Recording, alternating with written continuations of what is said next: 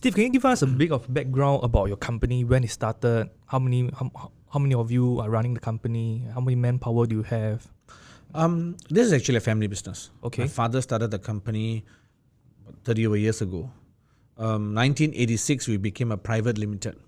Ever since then, my dad, my late dad, he actually started it first, and he got myself and my sister to take over the company. So now there's two shareholders, myself and my sister. We are the directors as well, and we are running the company. We have about 180 men. 118? 180 men. 180, 180, Yes. okay. So, and we have about 60 oversights island-wide. Okay. We specialize always on industries. We don't do much condos, a couple of hotels. The rest of it all industries, dormitories, factories, stuff like that. How's the competition in the security industry? Well, for a small country like ours, we have about 250 over security agencies. So it's very, very high competition. But it's okay, because end of the day, I think our business is one where it runs a lot on trust. So once you have won the client's trust, they stay with us long term. So that means most of the clients are like, do you go by retainer clients and like contract clients, right? Yeah, most of the time, our clients, we have got clients who have been with us from my dad's time, like 20 over years, 30 over years. We have got clients who have been on a yearly contract but renewing it regularly. Of course, we do lose some clients, most of the sometimes due to a price. Yeah. Because as a contract, every year we might have to increase a little bit, and there will be some other company who's charging lesser. So from a business point of view, they have to make some decisions. So that also happens. But we have a lot of clients who actually left us, and after a couple of years, they came back to us, even though we charge higher. Okay. Because they found that, one thing we always say in our company is that, being in the security industry, there's no way you can guarantee that nobody will make any mistake. The officers on ground. So what kind of mistakes do they make? Like common mistakes? Yeah, they forget to change the pass, because we are usually talking about one-man show. It's a very challenging job for them. Okay. One-man show, he has to handle his lunch timing, he has to handle his toilet breaks and so forth. And yet there will be people coming in to change pass. There will be vehicles coming in to take down the vehicle numbers. Now with the temperature taking. So there's a lot of steps. So along the way, like we in our office, sometimes we can take a breather.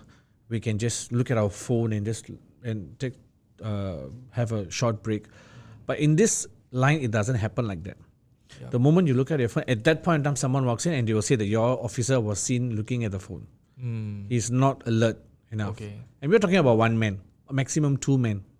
So at that point of time, when the officers are, if they're a little bit distracted with stuff that's happening at home, just imagine you come to work one day and your daughter or son is not feeling well. Okay. So your mind will still be there, it's having high fever. So what's going to happen? Should I call and check and so forth? And you can't wait all the way until your lunchtime or your tea break time to check. You can't just wipe up the phone. At that point in time, maybe they call, you pick up the phone, you're speaking, and someone is there to change pass. People are there to take temperature, vehicles coming in. So it's a job that, to many people, security officers are doing a very simple job. I've heard many people say that it's jaga job. But the industry has changed a lot nowadays. I would say that, it's easier to work in an office than to work on the ground as a security officer. I mean, I would imagine, last time when we were in army, right? We do sentry, right? Yes. Like guard duties and all. And like what you said, we need to always be on alert. And once it's like sway. Sometimes once your alert is down, someone catches you and you get into trouble for that. But at the same time, sometimes when things are not happening, that means it's like it's a boring day, right? Time can pass very, very slowly. Yes. It's like, every hour, every minute, it's like, when is my shift going to end? And for like guard duty, when we do in army, it was like 2 hours shift, 4 hour shift. I can't remember exactly, but for them, it's like whole day's work. So interesting that you mentioned all this. Can I just ask do you think that the general population is actually pretty hard on our security guards? I mean, we have seen some videos online that went viral. People being very mean and very harsh to security officers. There was one at Roxy Square. One guy actually punched the security officer, and it went viral. Do you have such experience in your company? Thank God, no. We do have some nasty. Usually, it's not the clients; it's their visitors or sometimes the contractors who are in a rush, they tend to be a bit rude to the officers and all that. But nothing like, the recent cases like scolding them, Someone getting hurt, assault. Or yes, spitting at them and all that. Not until that kind of time, thank God for that. But we had quite a number of cases of people being rude to them. See, usually the security officer, end of the day, even though it's not as bad as an assault, but he feels very demotivated. You come to work and then, you're at the front line wearing a uniform, you're standing up there and everyone looks down at you. We've seen a lot of people, they don't even greet you, they don't look at your face. Just walk off and you stop and then they're like, what do you want? And then when they will throw the pass at you, that kind of stuff, it usually brings down the morale of the officers a lot. Yeah, and then with COVID-19 and now with temperature taking Exactly. and taking down particulars, I guess your officers have to be even more patient. Yes, I went to this particular place about 2 days ago. After the social distancing thing came aboard, the queue, we have to be 1 meter away. They only had one security officer there. It's not my company. I just went there to meet a client. And I really found the guy struggling. At this point of time, he was really struggling because he had to get them to declare, he had to take temperature. now there are a lot of forms as well. And many people were still not used to the Of course. the Procedure. social distancing. They're still coming very close because Singapore is like, we are always in a rush. So they got no time to stand far apart. They want to quickly rush through, get my pass done, get my temperature taken. I want to go off and that kind of stuff. So I could find the guy actually struggling, throughout the whole process.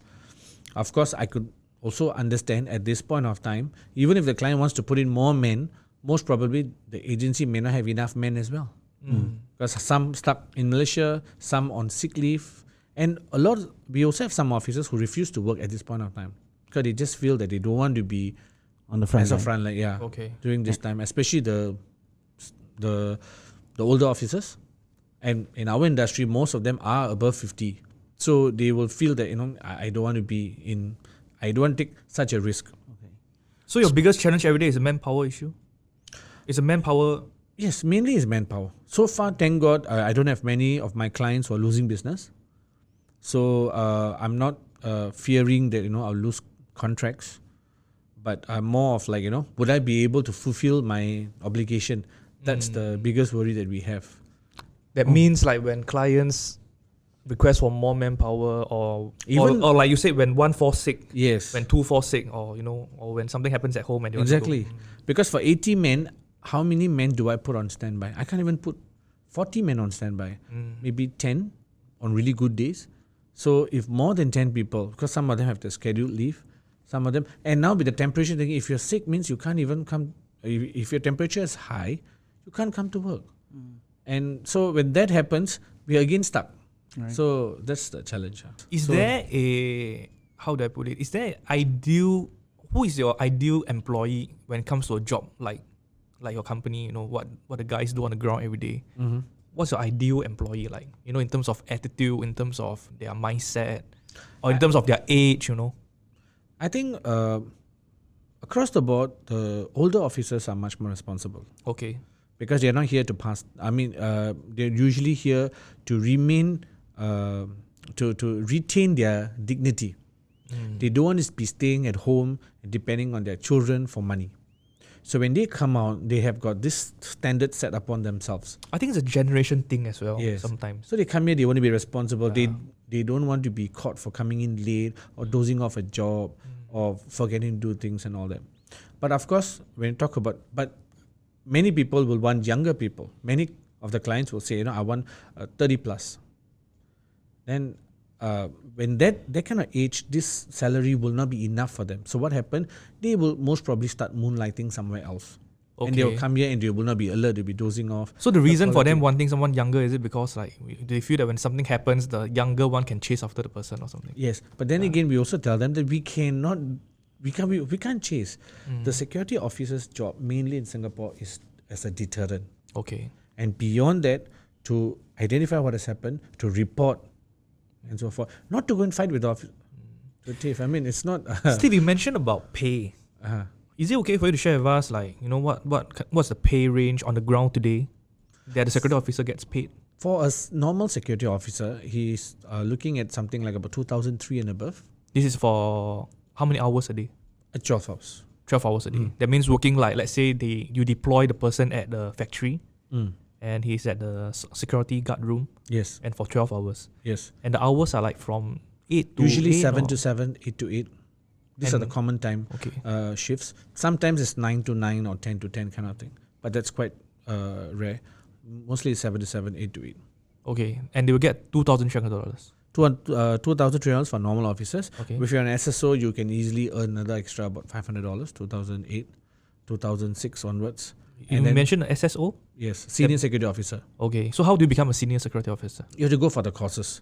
One thing is after you become a new officer, licensed officer, after 1 year, you can go for course.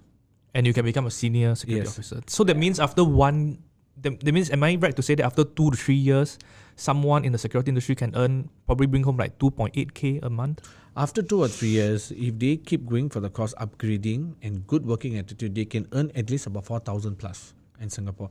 Because from after your senior security officer course, you'll be going for security supervisor course. Okay. And then you've got the senior security supervisor course.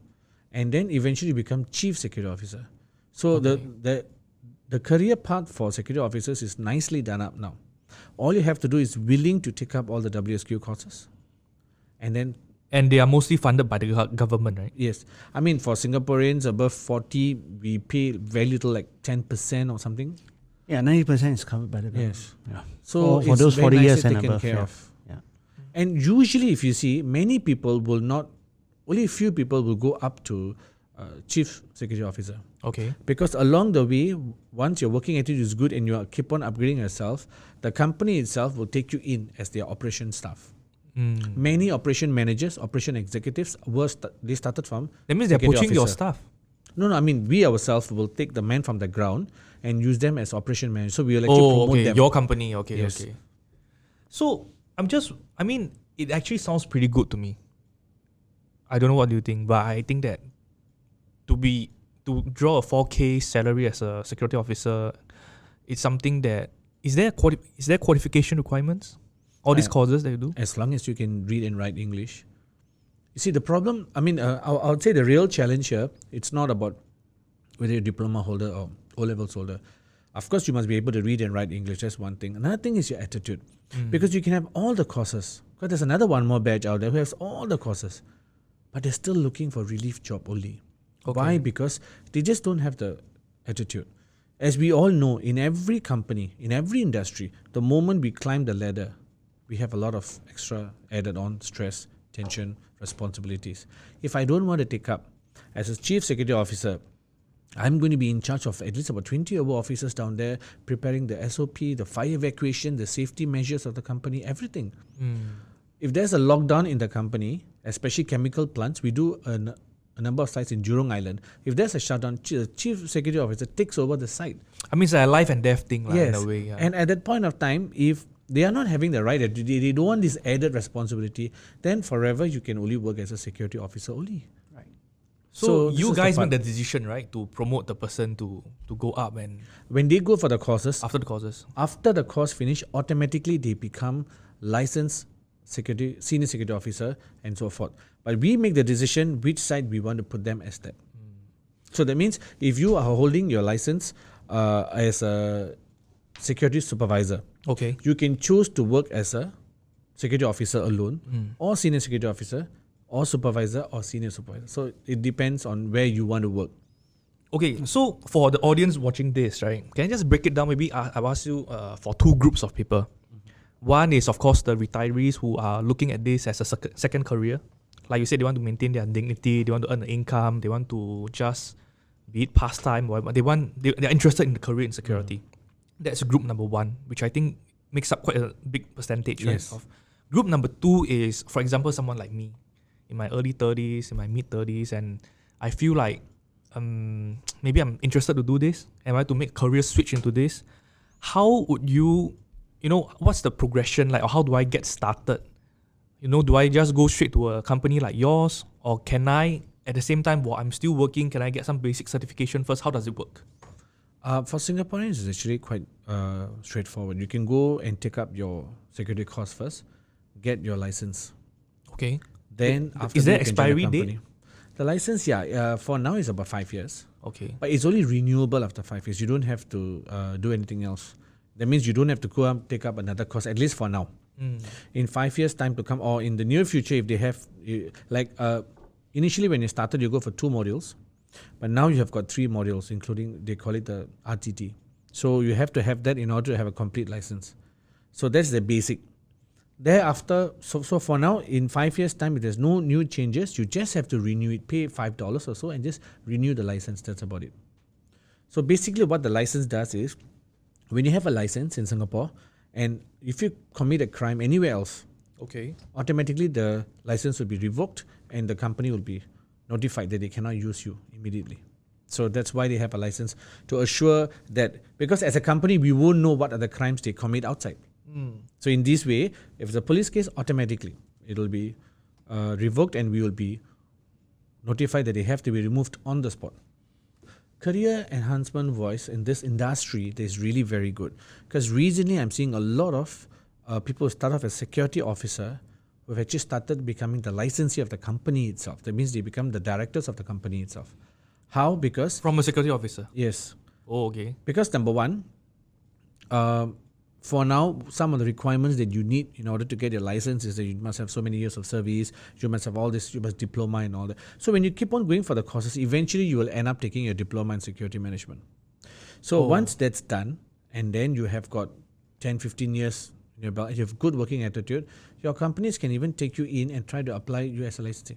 Because recently what's happening in the company is, many security owners who are running the company, they don't have anyone to take over the company. That means the children don't want to take over the company. Okay.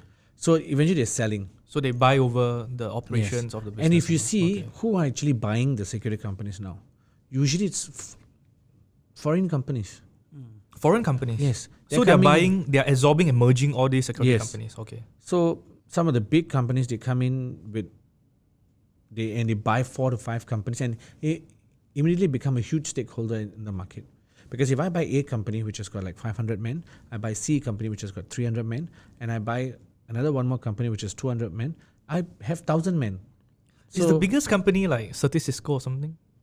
Certis is there, Atos is there, Appro is there. Okay, these are the So big boys. Are These they are local the big companies boys. actually? But there are many other companies who are, they're all local companies. yes. I mean, you see, what's your definition of local? The licensee is local, a couple of No, as in they shareholders. started local. Yes. So the foreign companies I mentioned, what are some of the names of these foreign companies? I think I don't mention names because I'm not sure how they will be comfortable or not. Okay. But I think anyone who's in the industry, you'll know a few companies have come about like that. You see, what happens is that, for example, I can give you this, Royal Security. Yeah. To everyone, Royal Security, the directors are myself Yeah. and my sister, 2 directors. Then we have got ABC company, the directors are Mr. John and so forth. But you won't know who are the shareholders. That means we are employed as directors to run the company, but who are the shareholders? In this case, of course, we are the shareholders. But sometimes the foreign companies are the shareholders. So the law says that in order to be a director in a security company, you must be local and you must have got certain criteria. But shareholders, any investor can come in and buy over the company. Okay. So then, if I have 1,000 men, I become the biggest say in the market, in the industry, you see.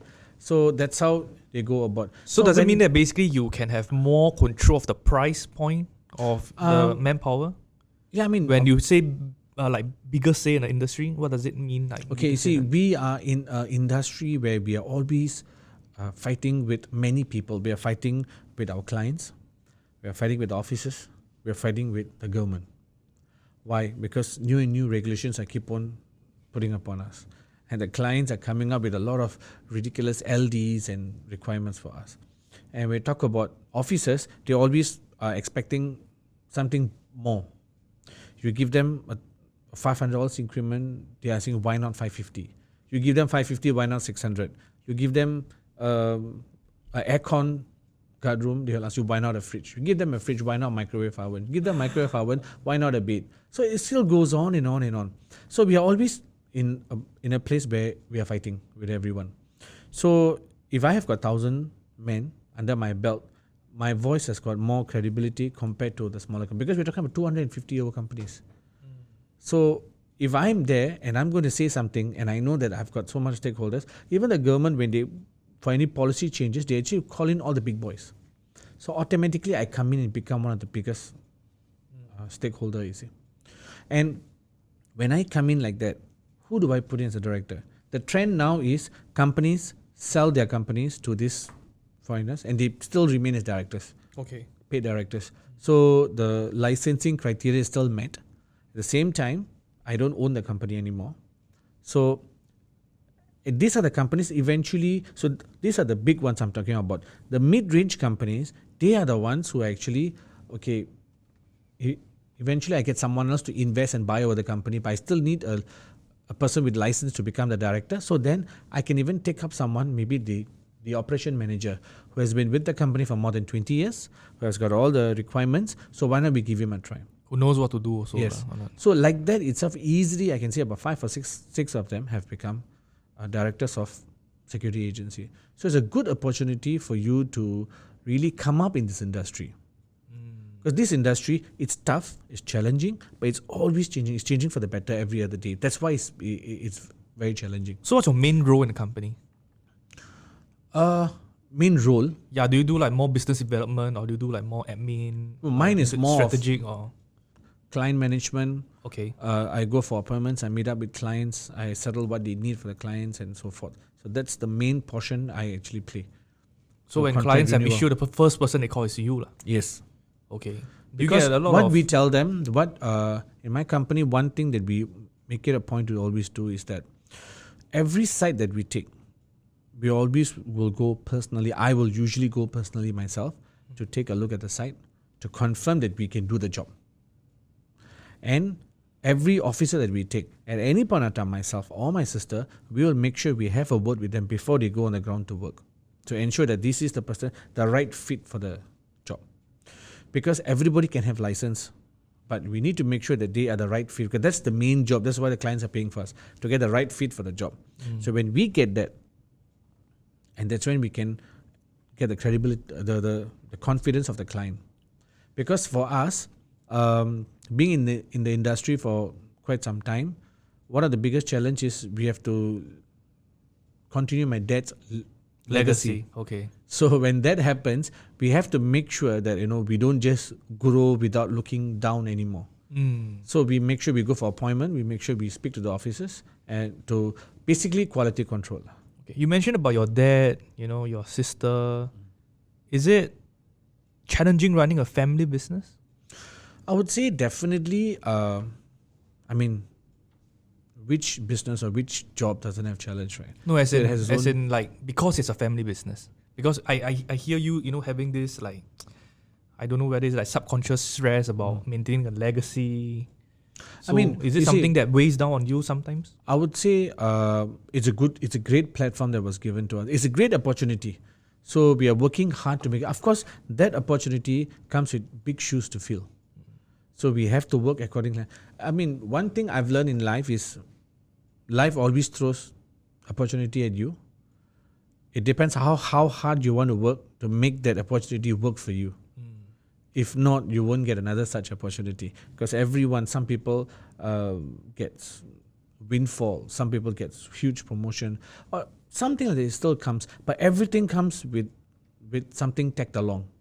Hard work, a lot of sacrifices, responsibilities. As long as that's maintained. Like in this case, when right after army, when I got an opportunity to join my dad's company, it was definitely big shoes to fill. It was a superbly boring industry. I didn't imagine myself working in an industry where every day you meet, senior folks, guard plays, guard force officers and all that. And my first job in my company was actually as a security officer. My dad told me you have to work as a security officer to know what's going on. So they wanted you to start from Scratch. ground zero, Yes. from scratch. Okay. So that's where I started. So I got to know exactly, and then I started working as a supervisor. I was waking up in the morning 5-6 o'clock to actually do deployment, bringing officers to various places, and so forth. And slowly I went up. So now when I go and meet a client, of course now I already have about 20 years of experience So when I go to a client, I know because I've actually done every single job, in the company. So I'm able to. So was a good platform given to me. Like I said, I would never regret joining this industry. I would just say that if you tell me challenges, yes, when I came, there was lots of challenges.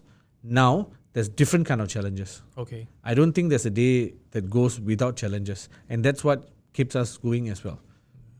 How do you manage it with your sister? As in, I met a lot of family businesses whereby, when siblings have to work together, right? Inevitably, there will be some friction and all. Yeah, there is definitely. We quarrel, we have our differences, and end of the day, we are doing it for the company. So after 2 days, we just get back normal. We don't really go and sit down and talk about it over and over again. Eventually, she's taking care of some portion of the business. I'm taking care of some portion of it. The final say belongs to whoever is taking care of that department. Okay, so there's like clear department that you guys, job scope that you guys have. Yep. Okay. And Steve, you spoke about challenges, right? Now with disruption to the economy, disruption to technology, technology is coming in play a lot. So I see security is one of the areas where technology will eventually come in, with more CCTVs on hand, with drone technology coming in, and in future maybe you have more satellite images using to patrol and all that kind of stuff. How is your company? Are they taking steps to prepare for this? Are you moving into that direction? What's your challenge and your take on this? Okay, one thing is that when we started, there's two areas that is moving very fast in the security, manpower business. Apart from the manpower, there's two areas. One is training and one is technology. So training portion, we actually started our own training center for a while. And then we realized that, it's not very profitable to run a training just for our men. And government started coming up with their own training centers. So we closed and we started sending our men to their training centers. So we make sure that constantly they're being trained. As for technology, like when I started into the industry, we used to call this clocking device called Amono Watchman Clock. I think in the army we used to use that as well. What do you call that?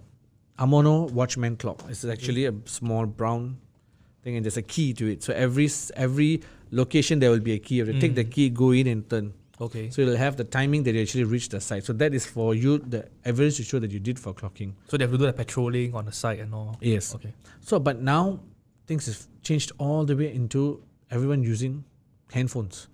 An iRap phone, they call it. iRap is just one of the software that they use. And they actually go on site to clock. Something happens, they can take a picture on the spot and send. And the information is sent to my control room real time. Okay. So that is happening. And when it comes to CCTVs, we have come up with cameras that can actually identify who is restricted into the area, who can still come in.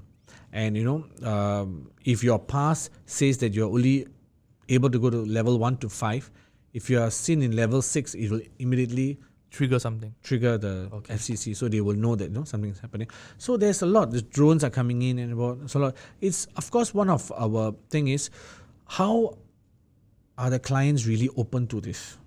Okay, I can spend a lot of money. I can have a good playground with all these technologies. It's quite interesting. But thing is, how are the clients really open to all this?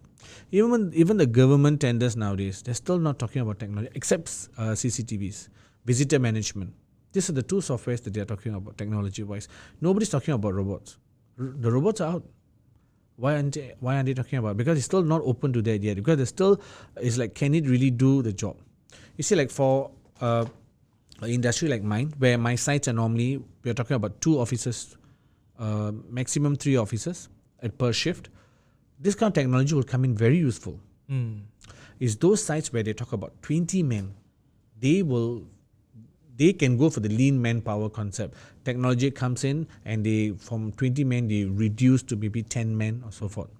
But in my industry, for my kind of sites, this technology will be very good. It's just that maybe they are not open yet for drones and all that. Because there's a lot of, Singapore is very particular about, safety wise and also privacy wise. So you have a drone flying around. Would you really be that comfortable? Would you have? So we are not really that open yet. We have tried it out. We have bought in. We have got vendors who will actually allow us to. Ideas. They will just steal on to us. We just pick it up and just try it out. But I've seen like a Segway machine that you use for your patrolling. Yes. That's also technology, right? Yes. It saves a lot of energy for the security officers as well. Yeah. But it's just that nowadays, with the new PMD thing and all that, Right. so we have actually stopped using it. But you don't use it in public, right? I mean, you use it within the company's premises and all that, right? usually what happens is that we bought it, we used it at a few sites. Right. Eventually, they felt that it was going too fast. They're afraid that the officers will not be alert enough to monitor for anything. Right. You see, the whole concept of patrolling is when you patrol from A to B, you're supposed to watch for all the key areas during that tour. So when you walk there, you have to make sure that there's no hole in the fence, the doors are closed, the lights are off and all that. They felt that the moment you go in a bicycle or a PMD concept, it's too fast. You might not be able to spot. So they stopped us. They say, no, you're doing this. If you see where they're still using that concept a lot is shopping centers, where they have to travel, they react fast. Yeah. So from one end to one, if you see next shopping center, they're actually using that a lot. You can really see a lot of them. Even the airport as well. Yeah, I've seen that a lot. So they have to a lot, react very fast and they have to go from point to point and they can't be delaying. So they use that a lot. In fact, so for our side, the enforcement officers at Changi Airport, they use it Yeah. up and down Yeah. the road. They use it. Yeah. Steve, quite so effective for someone who wants to, you mentioned that there are 250 agencies in Singapore, right? Why should someone join your company? Like, as a boss, as a company, what's your culture like? What's your philosophy like when it comes to treating your employees? Why should someone join you? actually, it's very, very straightforward. One thing we always tell our officers is this. We are a family-based company. So something that, we are super old school. We are super, super old school. Okay. We go with whatever my dad built the company upon. My dad was like LKY. Okay. So what he did was all on the ground. Every officer he knew by name. He was very close with all of them because at that point of time we only had about 5 sites that we started off with. For many years we had about 10 sites. And today we have about 80 over sites now. Okay. So and we had about 10 officers, 15 officers maximum during really good days then. So he had very close touch with everybody. Everyone was technically recruited by him. So the flow was very good. So anything they know that, they are not working literally as in a security company. They are not working as a security. I'm working for Sigamani.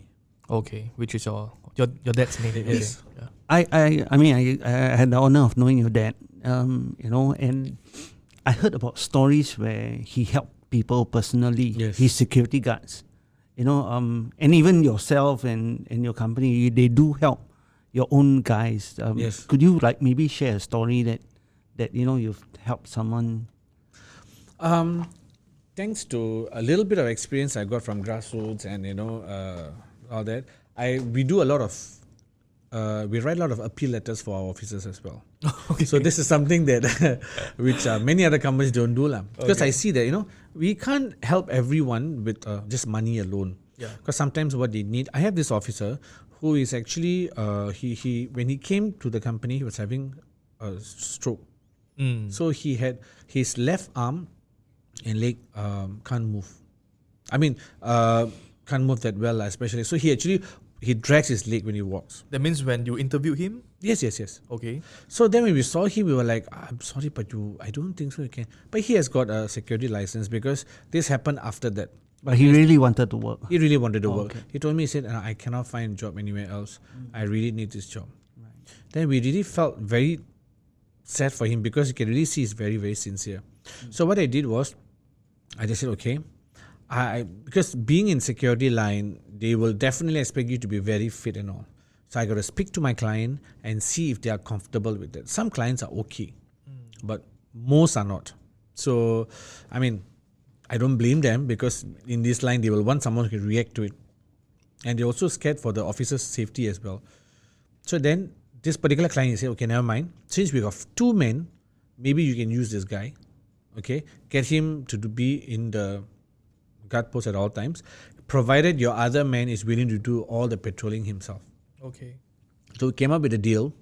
We paid the other officer extra some money, and we told him to do all the patrolling. And we told this guy, he said, this is because we always speak to the security managers and so forth.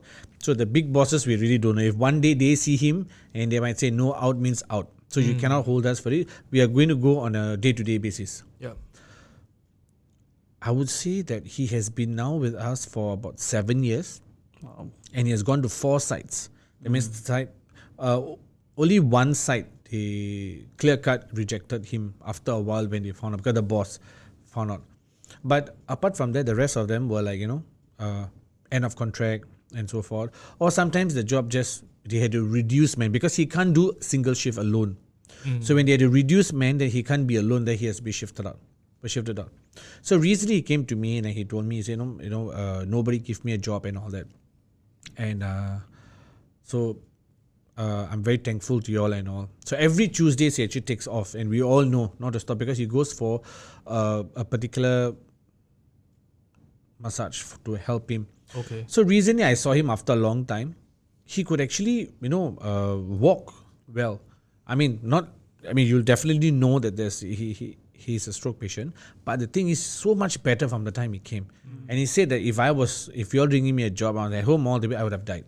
Definitely, because I'm going to go worse. Now I'm like forced to, because every day at work I have forced to still walk out in front and all that, and as much as possible I will try to hide what's wrong with me so that I don't get rejected from the side. So I put in more and more effort to move my arms and legs, and I'm so much more better and so forth. And he told me he has got now one issue. His daughter, I think, is already in Sec 5, and only he and his daughter are around. They are always staying in a rental room. So now he wants to get a rental flat with the government. So he tried a few times, he could not get. Wow, Because his that salary means was 7 high. years ago, the daughter was only like 9 years Yes. old when he was desperate for a Yes. job.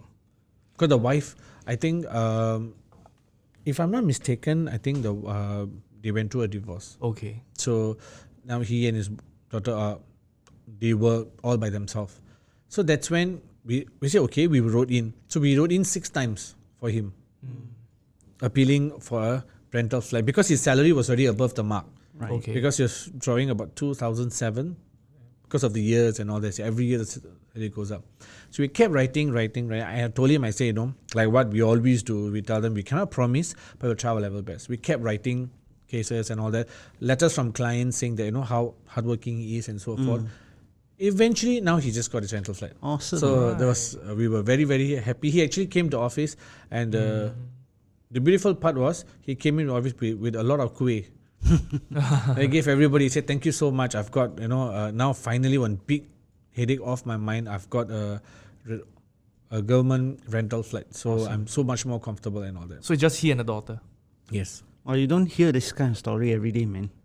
And if you guys have not really given him a job, Went all out. I and think in the the first place, it's daughter's, the job. even the Yeah. daughter's future could have been in jeopardy. Yes. Yeah. But Good see, job, but guys. one thing is quite sad to say, we have given such opportunity to many people. Right. I've had, I think Omar would know, there was one year, this guy who came on stage and sang in our Deepavali show. He was born with, I think, one of the arms was actually much shorter. So Right. the fingers are at the elbow there. Yes, I remember he him. sang Yeah, a song. yeah. So and there was one more guy. He has never come for our events, but during the time he used to work, he actually had a very bad accident and his face is very badly damaged. I mean, to the extent where when he came in at that time, my daughter was very much younger. She was like about, I think, 5 or 6 years old. So I had to preempt her before meeting him that he is going to. He was looking pretty bad. So we don't want the kids to get, oh my God, kind of stuff. So we used him in our control room. Okay. Because on site definitely is going to be a huge challenge. So they wouldn't want him there. So we put him in the control room. I say, we have got many cases, but I can only say out of like 10, 15 people like that we have helped, 3 or 4 of them really made good use of the job. The rest of them fell back into the crack. I don't blame them because I think it's like someone who's fighting the society. When somewhere else they get hit, they might just throw everything and go off. So I believe that many companies out there are willing to do such things. It's just that after some bad experiences, they start to like, okay, now forget, we got to run a business. Yeah. We got to go and do and all the stuff. Then you think, well, maybe not lah. Yeah. Yeah. That's awesome that you look into people's lives, help them, your own employees. Yes. Thank you. I hope all your guys appreciate this, man. Hope so too. There's always this part about you that is like, you want to help people, right? Is this something that also rubbed off from your dad as well? Oh yes. My dad, I mean, when I was young, my dad was always, he never owned a bank account. Okay. So he'll always carry, I still remember his salary will be Cash with stack. rubber band. Yes. Literally, it'll be in the pocket. I should have robbed him. And when he just made his officers, when they come in and all that, they will like, we'll just take out money and just give them. As in it's for them? Yeah, Like- for them. You just tell okay. them. And it's like if they have been working for many years and then they're going to go on long leave or they're going to go India and all that. Okay. They should come and he will just help them in this kind of things. So he was always a person who, from young, I kept seeing him doing that. And my mom as well, until now.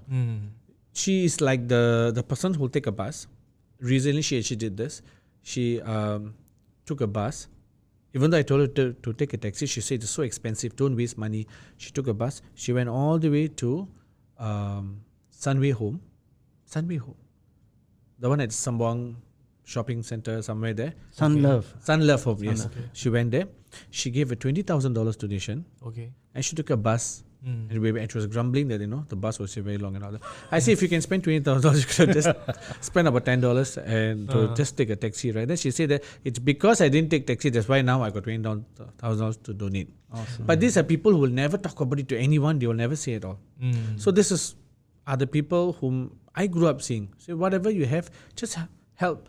Whatever you can. We will never help if it's not within our means. Okay. That means we will never borrow from someone to help someone else. This is what they have also taught me. If you have... So growing up, right? What were your money habits like? Or how has your money habits changed? I mean, I can imagine looking at how your father functions, right? And how your father behaves, right? Because my grandpa is like that until today. In the pocket, money in the pocket, take out rubber band, and you spend money and all. No wonder after the first typosm, you never let him... never let us meet him. How would you describe your money habits? Mine? Yeah. Well, I would say that my dad and my mom, they are both extreme different ends. My dad will just spend. He doesn't believe in savings. My mom believes in savings a lot. So my dad is a person who can keep like few $1,000s in his pocket, and my mom is the kind who will go in banking $20 as well. So I had the best of both worlds. Very, very different. Yes.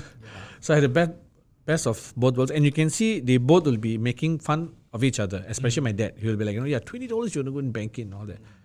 But it's my mother but my father always tell me, you can do anything that you want, but provided you have got a partner who's willing to do whatever else is needed that you are not doing. That means I earn the money, but she saves the money. If not, there's no money at all because I will just spend it. For me,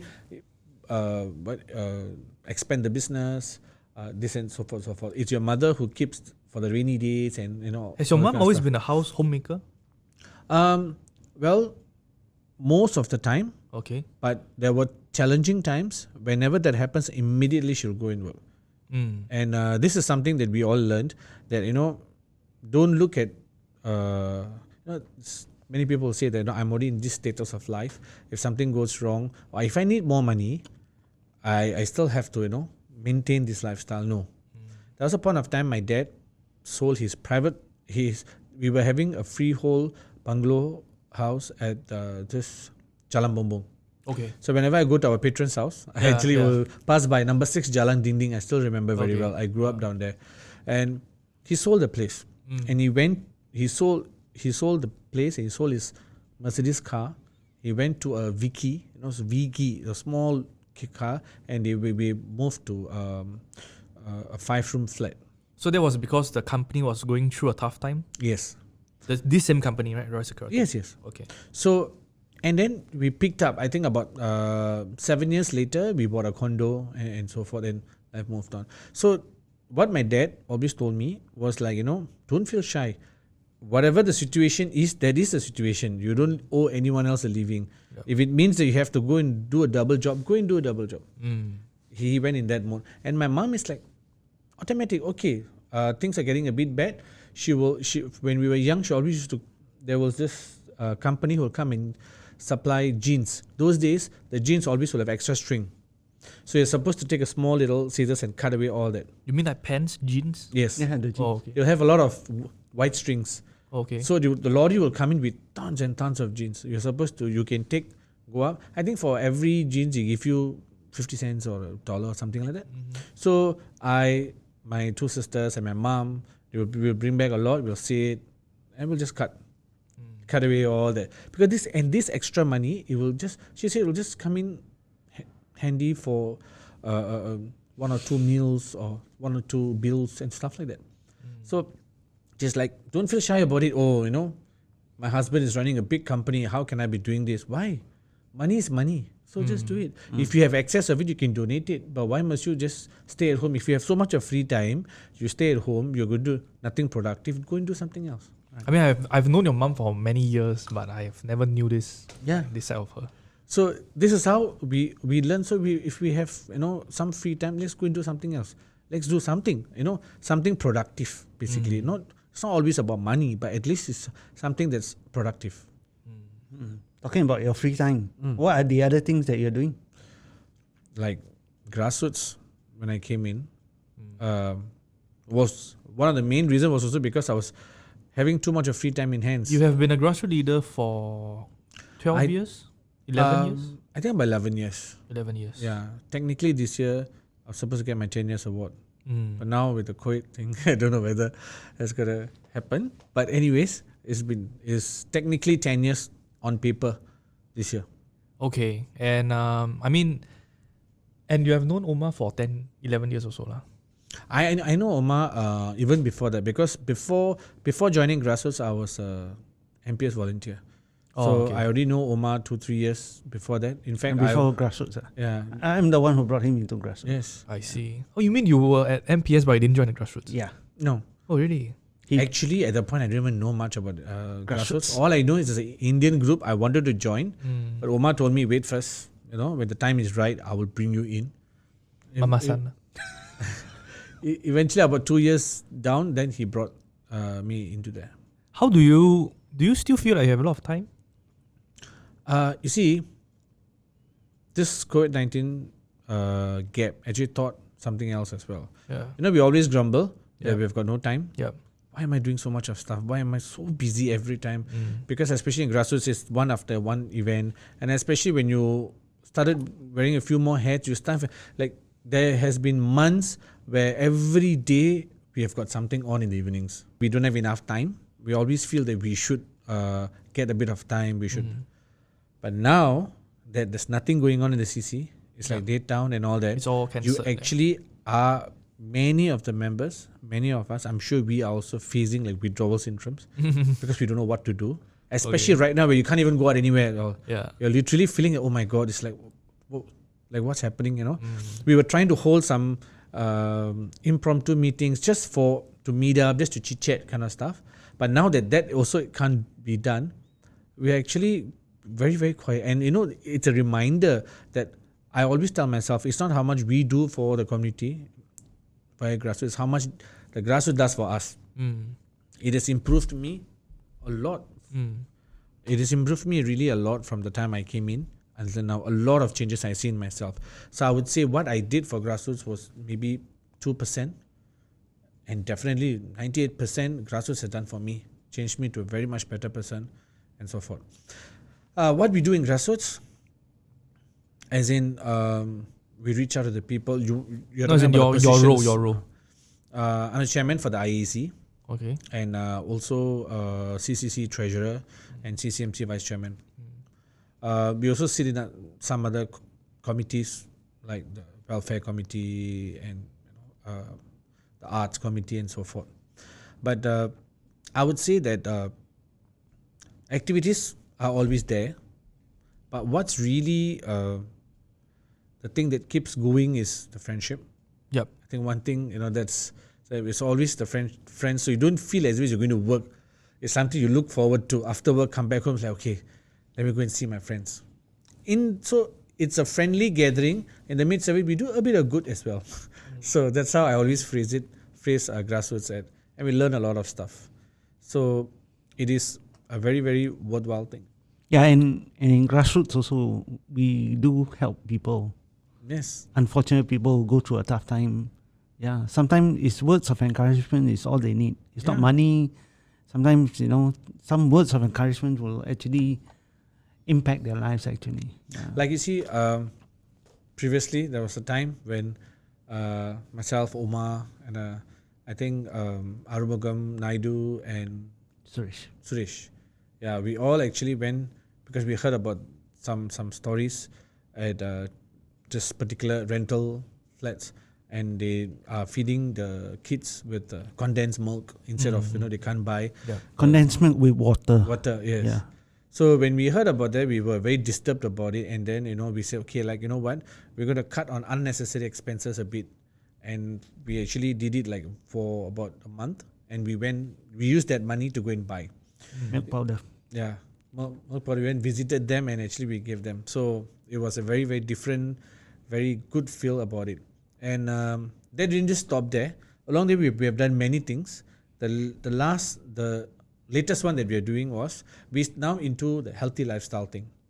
Basically, it's part of the withdrawal syndrome. Since we're not doing anything much, we don't know what to do. We started walking and keeping a bit more healthy. Yeah. And that's when we realized that Healthy 365 app actually gives you money whenever you click a certain mileage. Healthy 365. Yes. Okay. Money. They give you like e-vouchers up to $5. Is it a government app? Yes. It's a government, okay. So But they health give you- promotion board lah. Yes. I thought it's more like NTUC vouchers, Yes, Giant yes. vouchers. So they give you like a e-vouchers Right. after you complete a certain mileage, and then you can go and pick it up Right. from not NTUC cash now. as per cash yes, as yes. say lah. So what It's more we the thought e-vouchers, was yeah. Okay. we will use the e-vouchers Right. to go and take maybe like healthier version like brown rice or something like that, Right. and then we actually will collect because there's about 10 of us.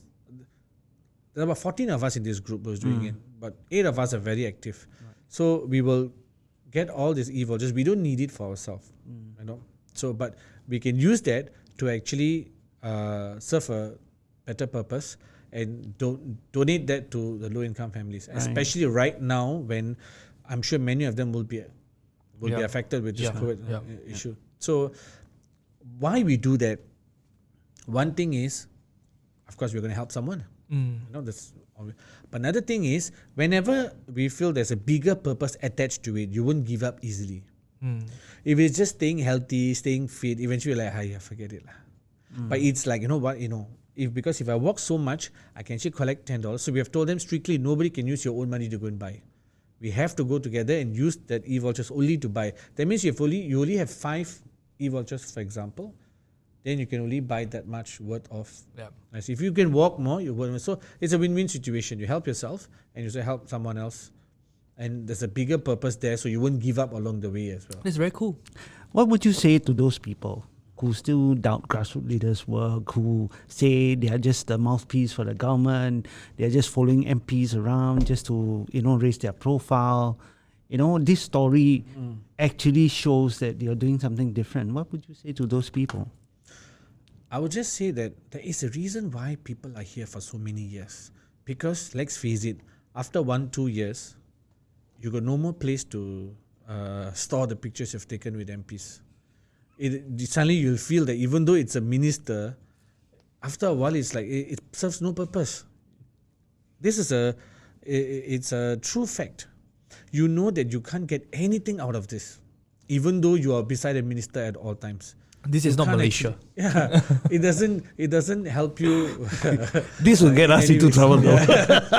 You will not be able to get any special benefits of of any kind. Even the pictures to display, how many pictures are you going to display for so many years? But there is a huge purpose to why people are staying here so much. Maybe the first 2 years you can say all these reasons, whatever reasons they stated, for the parking, for primary school, and all, maybe for the first 2 years, 3 years. But after that, why are there people so many years? And you can see people who are very much, even in their 70s, and they're still actively participating. Why? When they could be at home with their grandchildren, why are they still actively coming? Definitely there is something huge down there. And it's no point of me explaining what's so good about that. Because this is something like, unless you come, you'll never ever be able to experience it. Right. You have to come in, go into it, go into the motion. First, I expect the first 1 year might be tough. Because after my third meeting, I almost wanted to give up. I was telling Omar, I want to give up. I'm so angry with them. I'm a boss of a company. How dare they talk to me like that? I still remember at Vista Point Coffee Shop. I was like that. He was like, okay, cool down. I was like, no, but this is not the way. It's my way or the highway. How dare they do that? But that actually is that is the life-changing process. Yeah. It's hard, but it's actually very, very good. Along the way, we meet a lot of people. For example, when I met you first, I thought, you are just here because you were invited by the advisor. She brought you in.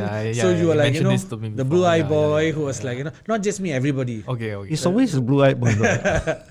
But afterwards, I became the blue-black boy. So after a while, everybody were like, wow, this guy, It's like, But you see, eventually, it took me to know the real you only after a few years. Yeah, we actually, for those who are watching, we actually met at GE 2011. Yes. General Elections 2011.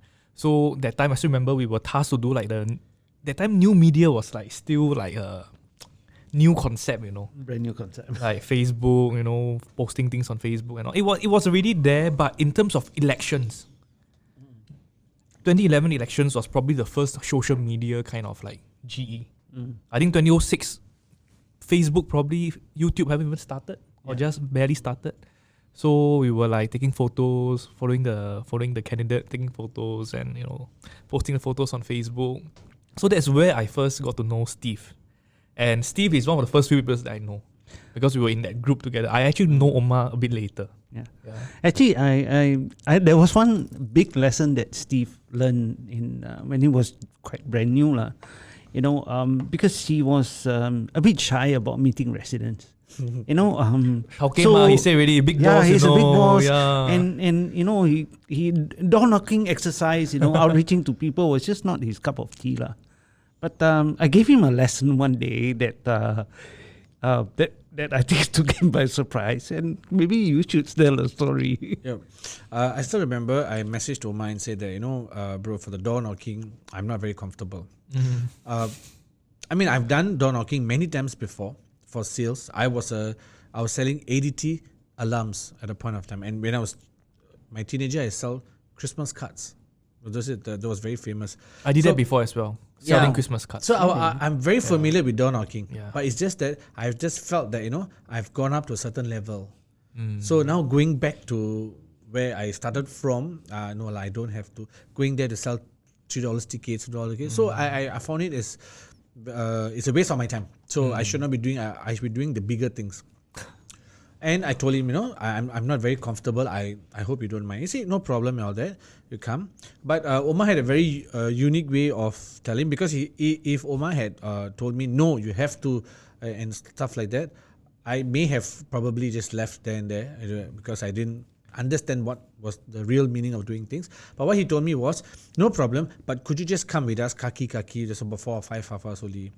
And then Omar has this way of making you feel bad as well. If you don't come now, he will say that, yesterday there was only 3 of us. Well, we felt so, if only you were also there, it will be so fun.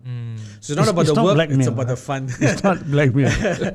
So then you will feel like, okay, I'll come. But I'm not comfortable. No problem. So what I used to do is, when they were knocking on the doors, I'll run down. Because I was the Advanced youngest in that group. So he always say, we all old men, we cannot go down so fast, you go down first. Basically, it was to make me come. But you don't have to do what you're not comfortable with. You just go down and tell us, okay, third floor there's a Indian household. By the way, we were part of the Indian group, so we have to reach out to the Indian residents. Okay. So I'll go and spot, okay, third floor there's one house, second floor there's two houses, and so forth. So they don't have to go to every other floor, they can just come straight to the floor. That was what we start off. So I remember that day, it was the last house, 10 o'clock, we were going to be finished the last house. We just went there. So now, after about 2 or 3 visits, I was already with them, I know what's happening. And then, so when they are talking, I'll just stand beside. I won't talk, they will just talk. So what happened, he pressed the doorbell. When the door opened, he said, all yours, bro. And he left. So I was stuck there, and I was like, and there was a small little boy who came out.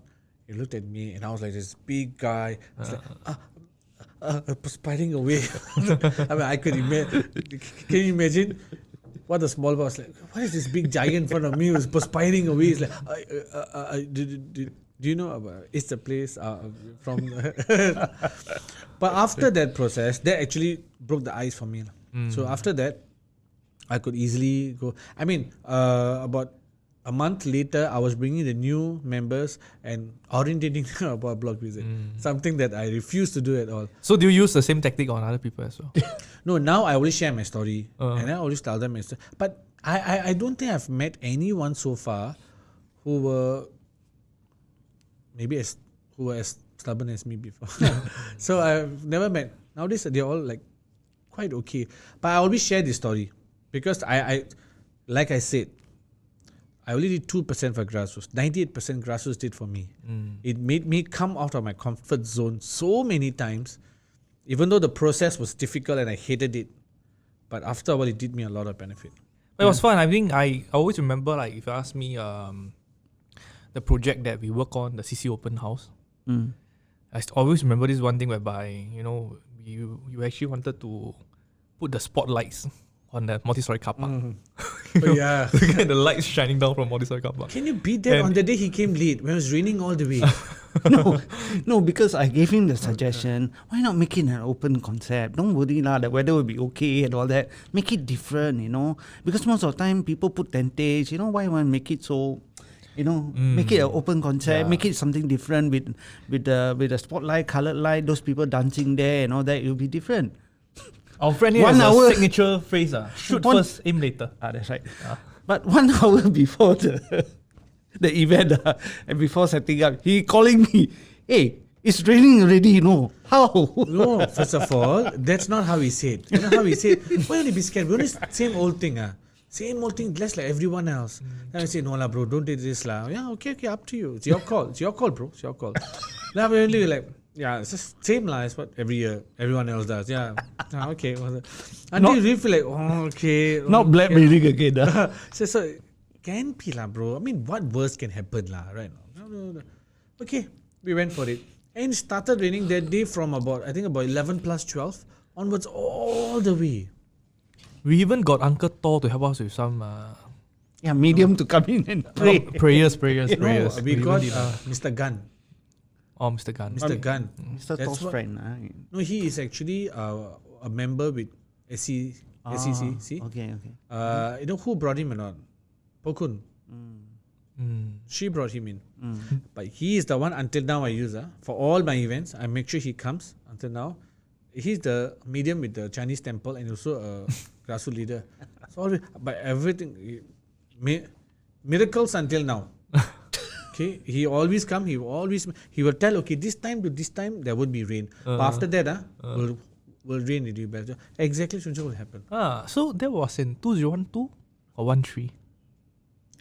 I remember that was the year my dad passed away. It was about 7 years now. So 13 probably. 7 years ago. Yeah, but you're talking about that open house or the CC opening? No, he's the CC open house. Oh, the one, the other one, the Void Deck CC. The 60s the Void Deck style, that was different lah. That is the 1.5. That was in 1.5. 1.5. Or 1.4, I think. Yeah, it's the place official opening, right? Oh, okay. Where we did the some sweet women all came out, right? Some sweet women, we the had policemen. Sir Raffles. Yeah. What were you dressed in, JJ? Were you even there? I was there, but I wasn't dressed as anything. Yes, Normal. he was running the program, I think. I was running the program. Yeah, it was helping me running the I was running program. the program. That was fun, yeah. Those were very fun days. Mm. I mean, those were Different times. We tried different concepts. We just didn't care. We didn't want to follow the norms.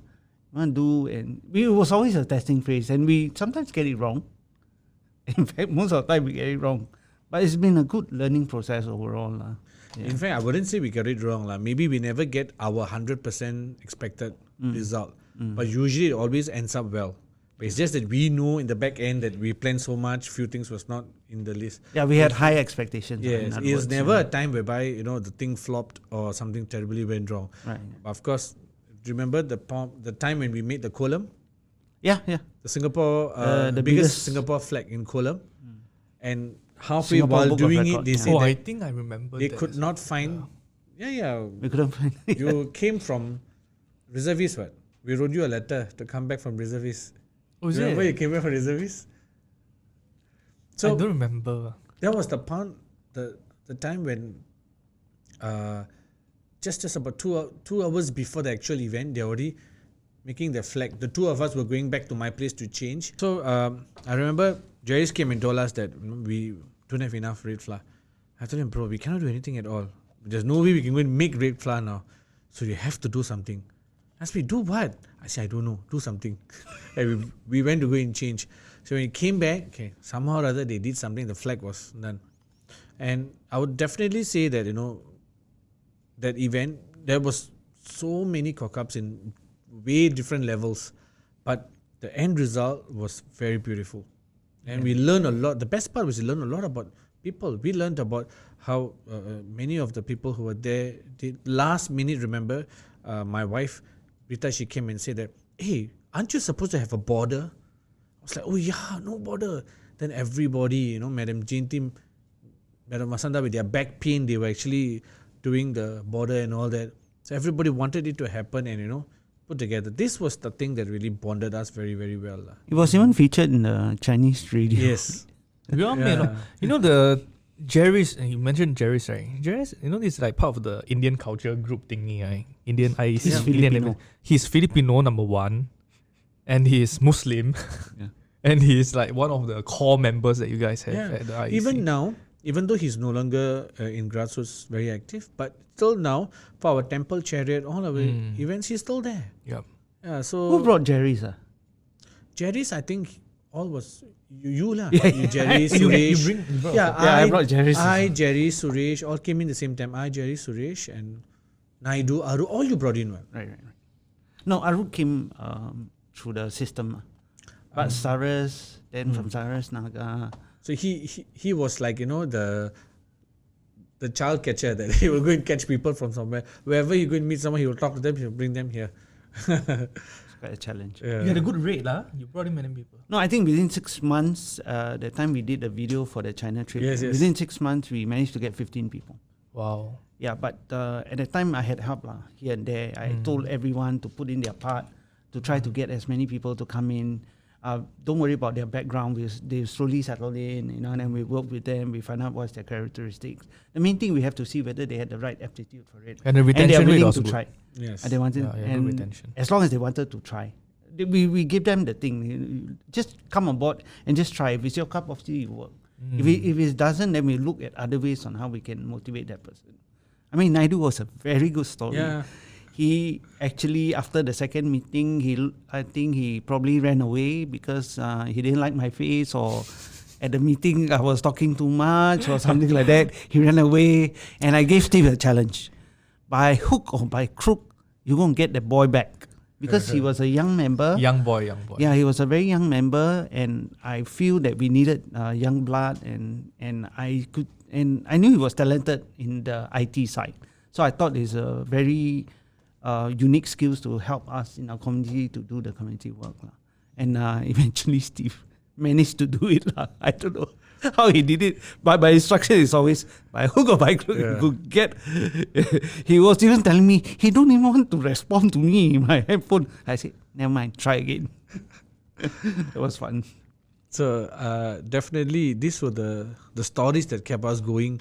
And I would definitely say at that point of time, everybody felt that it's their duty, especially when we went for a event, we just had 4 or 5 people, and Omer went up there, and we were supposed to share about what our IAC has done on a GRC level fellowship. And Omer actually went up there and said that we're having our midlife crisis. We only have about 5 people and all that. Well, at that point of time, when we saw the rest of the people, and you know, they were just talking about they were big, large groups, and we were like small, little ones. It kind of like made all of us like, you know, we better do something about it. So we kind of like, you know, Omar's job was to bring in people from outside. So my job was to keep them there, to make sure they don't go out. Then we had our buddy system to keep a close touch with them. Then we had our own people, like one instigator, the one guy who's easy to, hey, come on, why you shy? Easy, eat lah, come. So Suresh was doing that. Subhash is the instigator. Why are you scared? Is it cannot push? So we had our own Formula. people. Yes, We have our playing own certain ways. roles. We have our own ways of trying to see. And we even had our own like tea session with the individual IC member itself. So that we can understand what's going on with the rest of the members, understand more about the character of the individual member. Yeah. That really helped. And I think what really made most of us kept together is that whenever something happens in our families, we made it a point that, you know, we are not just here for grassroots. In fact, we made it a point like, you know, grassroots is secondary. The primary is our relationship. And that is really what kept us going until now.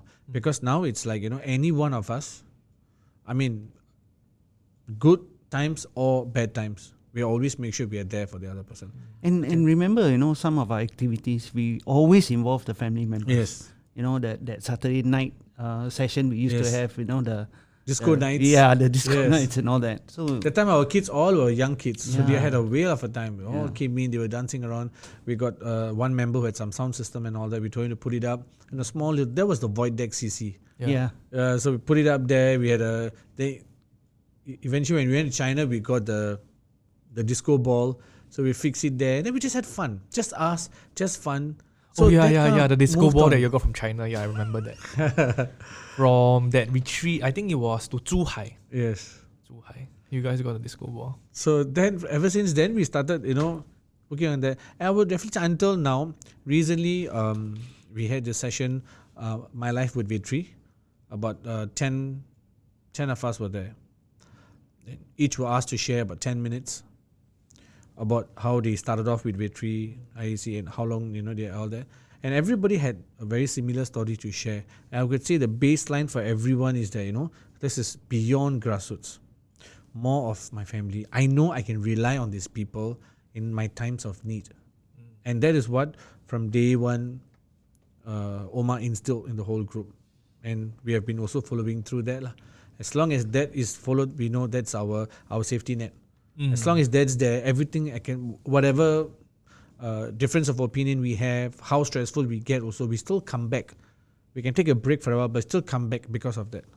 Like you, for example, when we had the housing issue, I still remember I bought my dream house and it was all hacked up and the contractor went missing.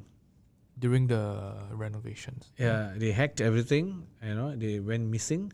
After I gave them a check for $100,000. So renovation loan. So I took the whole thing, I gave it to them, hoping, and they're going to make the house. They went missing. The guy was like coming for a while, then they were not coming. They're coming for a while again, they were not coming. So I was like wondering what's really happening. Call here, call there. Finally, we heard that he went to prison. He told you that he went overseas, right? He told me, he's going to China to make a big sum, but his partners will be there to take care. The partners said that he took all the money and went already. What do you expect us to do? And that's when, you know, I was like, really, what am I going to do? And going round and round and round temples, praying and stuff like that. I was very guilt conscious that I made such a bad call and all. That's when, thank God, I suddenly remembered you. So I called you. I still remember that day when I asked you. Where did I go? I can't remember. We met at the police station? No, we met at the court. Wasn't it at prison? No. No, it wasn't. It was in remand. So we were supposed to visit, right? Yeah. It was at the remand level. So we met in prison. I went to meet you in prison. Yeah, I think so. Because the wife happened to be there. Yes, the wife was going in to see him. I remember the So we story. spoke to her. Yeah, so before basically it was because they were Chinese lah. So Yes. you know, and they can't speak English. And you overheard the conversation, so you knew a little bit. The right? wife can't speak English. Yeah. that. And most importantly, I think it's when you sat on the floor, when she was on the chair, and when she was crying away, and you still spoke to her and explained, oh, this guy has got child at home, now you got no place to stay, his house so ready, all that kind of stuff. That's when the whole thing really took motion. If not, there's no way I think I would have got the $100,000 back. Actually, you were very lucky. Definitely, Extremely, yeah. definitely. You know, I still remember there was one time following to that, we went to their house again. And Okay, they I had- think the first installment of the loan back or Yeah. something. Or to talk about something. And they had a cousin sister or one lady who was like all tattoos. There's someone tattooed, you know, sitting there, you know. But of course, we have seen all these things before. But actually, we went in with a very genuine approach. We're just saying, Yeah. just give us back our money. And I mean, we could empathize with the wife as well. You know, she was crying genuinely and she was like, you know, the husband is in prison. And I'm sure you were not probably the only client who came after her. Yeah, so it was quite difficult for her. I think what's really the takeaway from here is that these are the people that I would always say God has given you in your life. Like you know, you could have always refused, or you could have just come there and did a 6:30 job. First of all, you could have just said that, yeah, I tried, I asked them, I just do the translating. Translation job. You don't have to go sit down on the floor and Did I sit on all the that kind of floor? stuff. Yeah. In the prison? No, because we were at the waiting area. Oh, yeah, we were waiting. And I don't think it's a prison. It's It wasn't somewhere like- they actually speak through the TV. So there was like Oh. a remand center or somewhere there. lah. So, prison. I thought I went to the town council.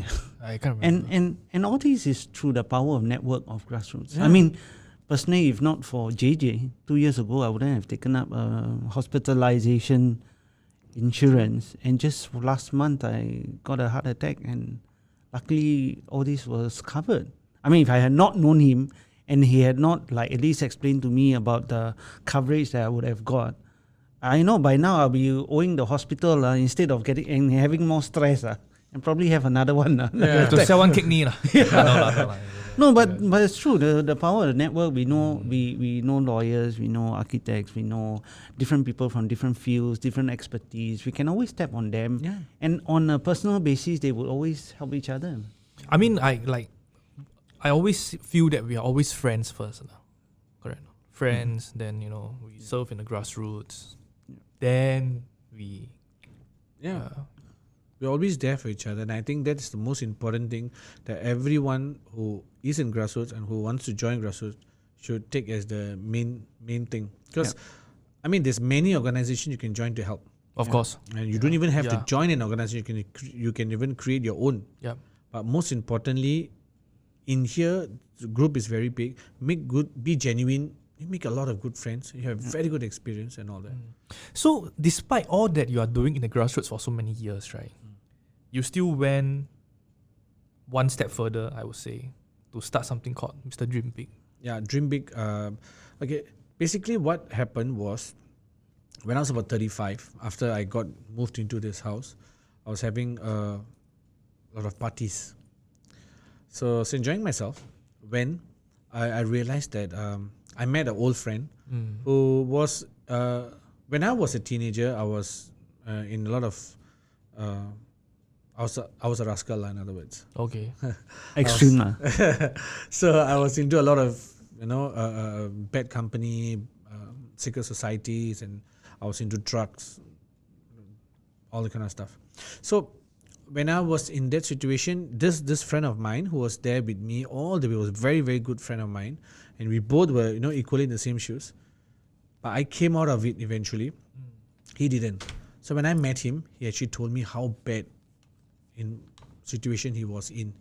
He was actually in and out of prison. He has got a child, but has never seen the child at all because the wife gave birth when he was in prison and was divorced during his prison term itself.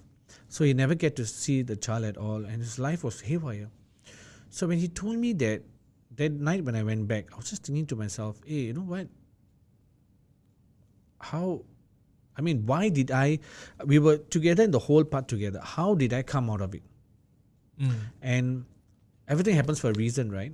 So I took one little step away from the path that we were in, and that brought me here. He remained in the path, and that brought him somewhere else. So everything happens for a reason, right? I always believe if a miracle happens to you, you are supposed to do another miracle for someone else. Okay. So that's when I started, okay, now let's do something for the kids. But how do I go about? I don't know. And I don't want to be restricted to Admiralty alone, since I'm a grassroots leader here. And I don't want to be restricted to Indians alone. I want to do something else. So that's when I thought, okay, maybe first what we do, we open a company. We open a company, Dream Big Private Limited. And then we don't really go for the money. We really go for projects. And since it's a private limited company, there's no red tapes. So I'm in more on the exploring stage. Exploring how we can help people to literally dream big. Because I felt that as a teenager, if I was very clear in what my dream was, I would not have gone wrong. Even if I had gone wrong, I would have come back immediately. I wasn't clear. In fact, I had no dream. So that's why, it's like, I just went day to day. Day to day means, okay, today it's drugs, tomorrow it's drinks, the day after tomorrow skip school. I got sacked from school. The life just goes on. What's the big deal, about it? You got sacked from school Yes. when you were When I was 16. 16. So that was like your O-levels years, N-level years? N-levels. N-level Before my years. results came in, my school kicked me out because they said that I was giving too much of trouble and so forth. Talking about that, one of my biggest achievements in life is that I'm part of the same school alumni, and for the past 5 years in a row, I've actually been going back to the school and talking to students on how to dream big.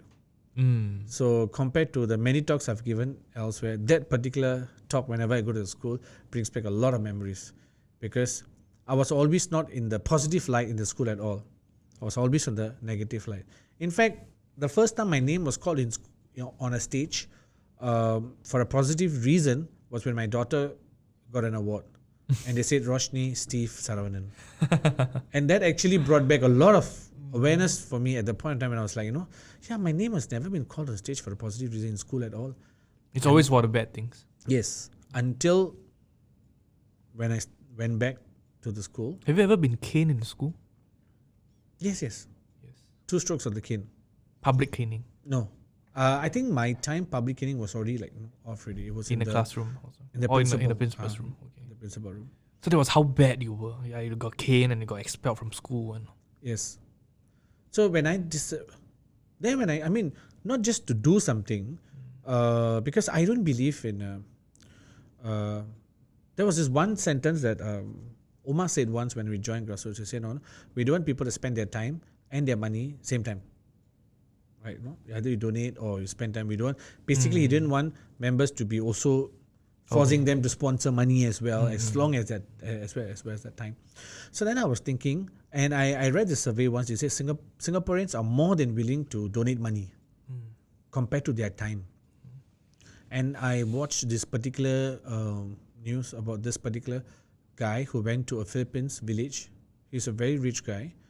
He went on a world tour or something like that. And he went to this village and found there's a lot of issues to be solved. So he came back and then he sold his Ferrari, which just came in. He sold it back, took the money, sent it to them.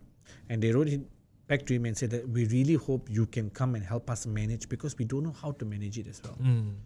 She actually came back. So he was interviewed. I used to really read August Man magazine quite a bit. So his story was featured there. Then I was thinking, so it's not always about money. Many people are willing to do that. But who's willing to actually talk to them? If I had a figure in my life who could actually, at the point of time, help me to dream, instead of always telling me what was going wrong, what I was doing wrong, what right, wrong, but someone who just don't talk about what's right or what's wrong, just talk about what is you want. So you want to play music, okay, cool. So let's cut an album, let's work on it, feel the pressure of working towards it, whatever it is you want to do. And that's when I realized that why not I be that person? So like what I said just now, don't have to join an organization, you become that organization. So now in my talks, I make it a point not to push my thoughts to the children. okay. what's right, what's wrong is really up to you. But what is it that you want, and are you working towards it? That's the only baseline that I want for all my talks. If you have a dream, if you don't have a dream, it's time for you to dream. You have a dream, are you working about it? I'm not going to come and tell you, hey, don't take drugs, don't study well and all that, because I think everyone is saying that. So I'm just going to tell you, no problem, this is what you want, and this is what, I always draw this, this is what you want, right? So this is what happened, and this is what you're doing. See for yourself. So are you going in the right path? Sorry, can we go back to a bit earlier, whereby you mentioned about being 16 and being expelled from school. So what inspired the change whereby you became who you are afterwards? Basically, my parents were not talking to me. My mom especially, she wasn't talking to me at all. So because I kept running away from home, so she was very, very disappointed with me and all that. So I was alone at home, and since I was alone at home, just spending too much of time with friends and all that, right? So eventually, what happened one day, I was almost arrested in Boat Key. So I was already handcuffed. So some miracle happened. I was let off after that because we were caught for fighting for a very extremely silly reason. We don't know who we were fighting, why we were fighting. We were just drunk and we were just fighting away for no reason.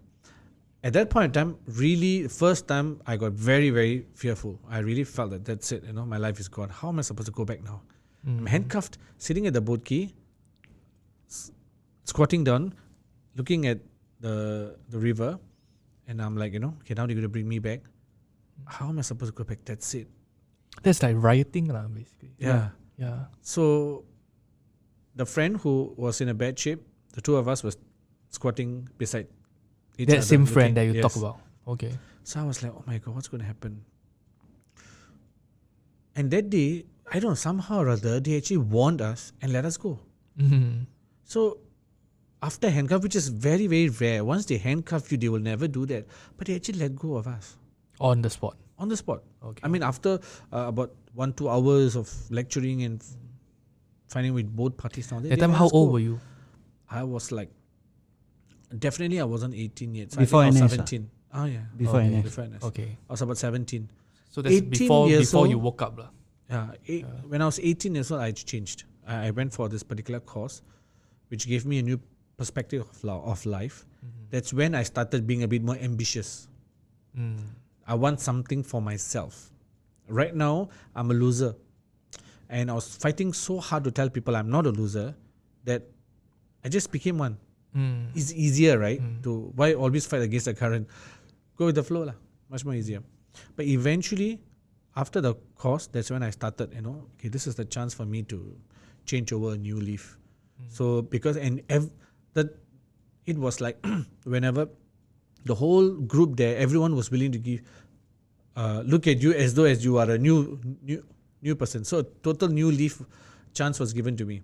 So everybody was willing to accept me as I'm going to be a change. So nobody was doubting you anymore. So I just made full use of the chance. I told myself, okay, now this chance is given, you better not mess up. So I started, changing myself.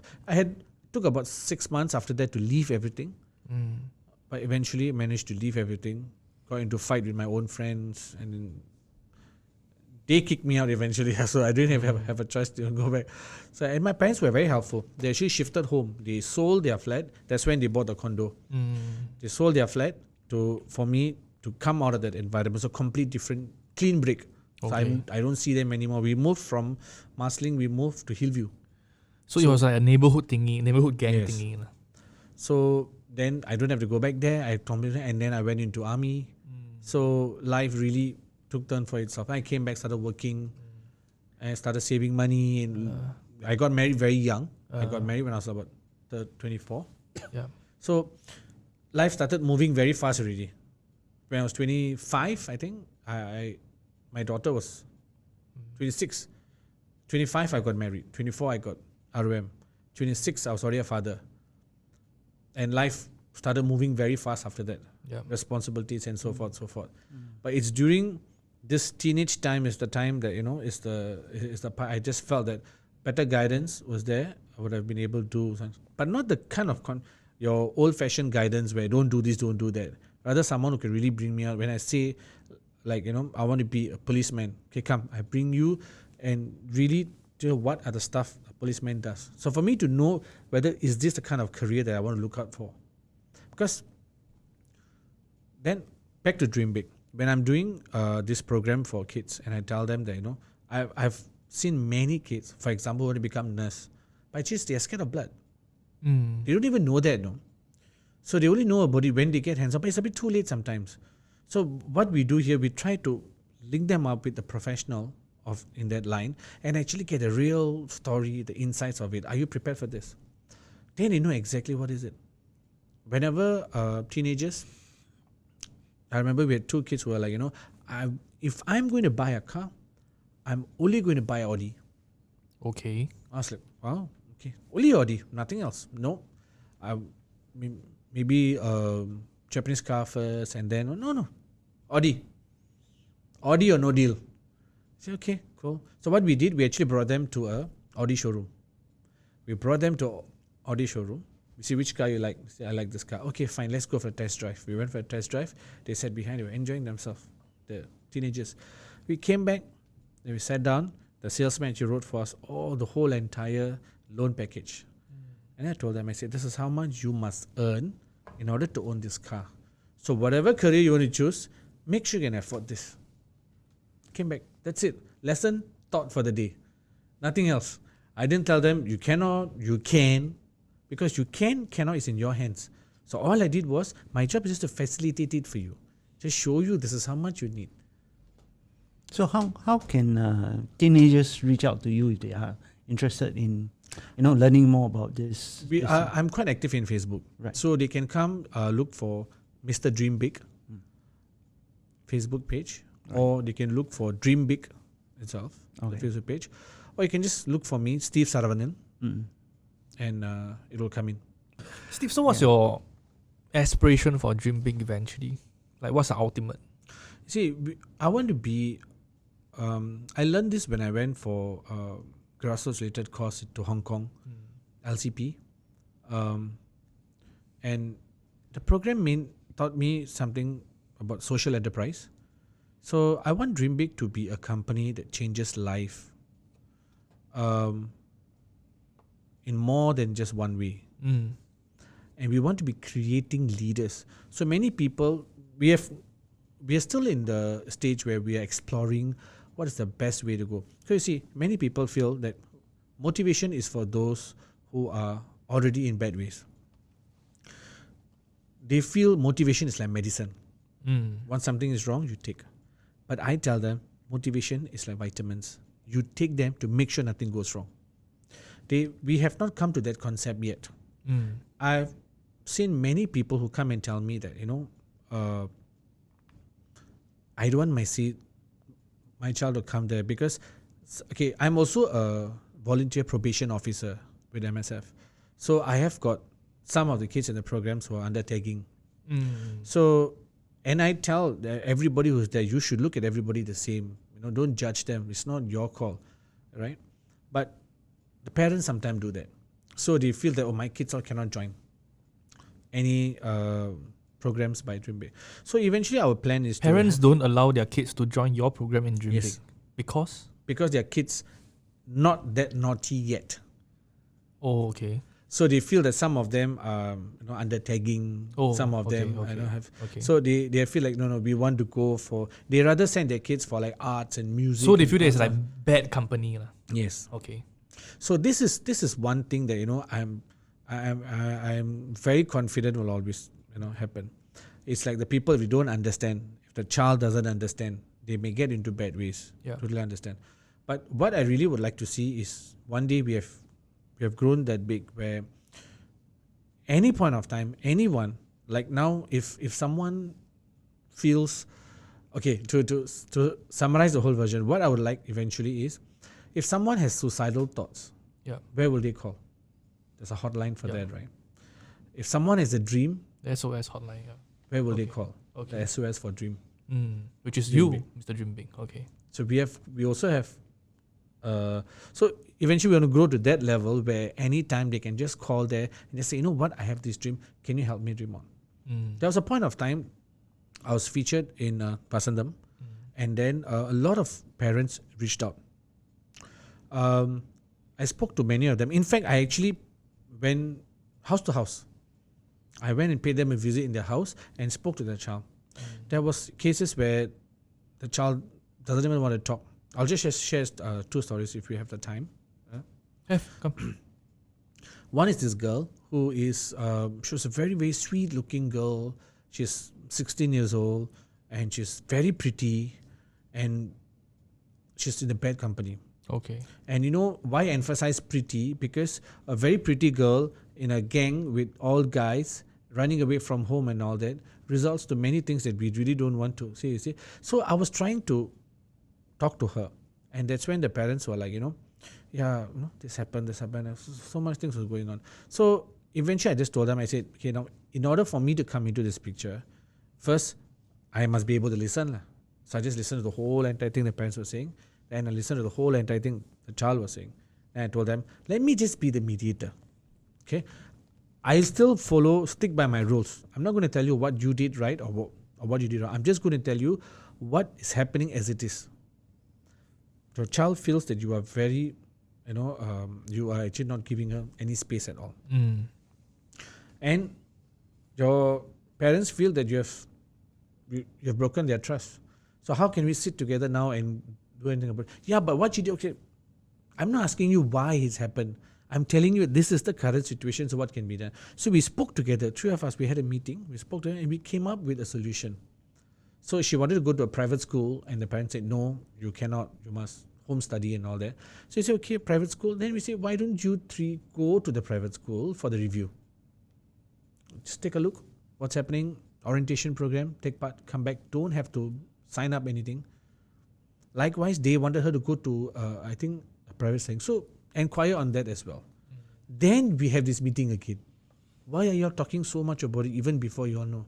But when they went for the school, eventually they found it's okay, not too bad. Actually sign up for that. So I had a carrot. So I told you, see, you spoke to me now and we actually got it. So we got it going. It was going on very well. But she had a relapse. About 3 months later, she ran away. So at that point of time, my number was the only number that was not blocked from her phone. Her parents and everyone's numbers was blocked.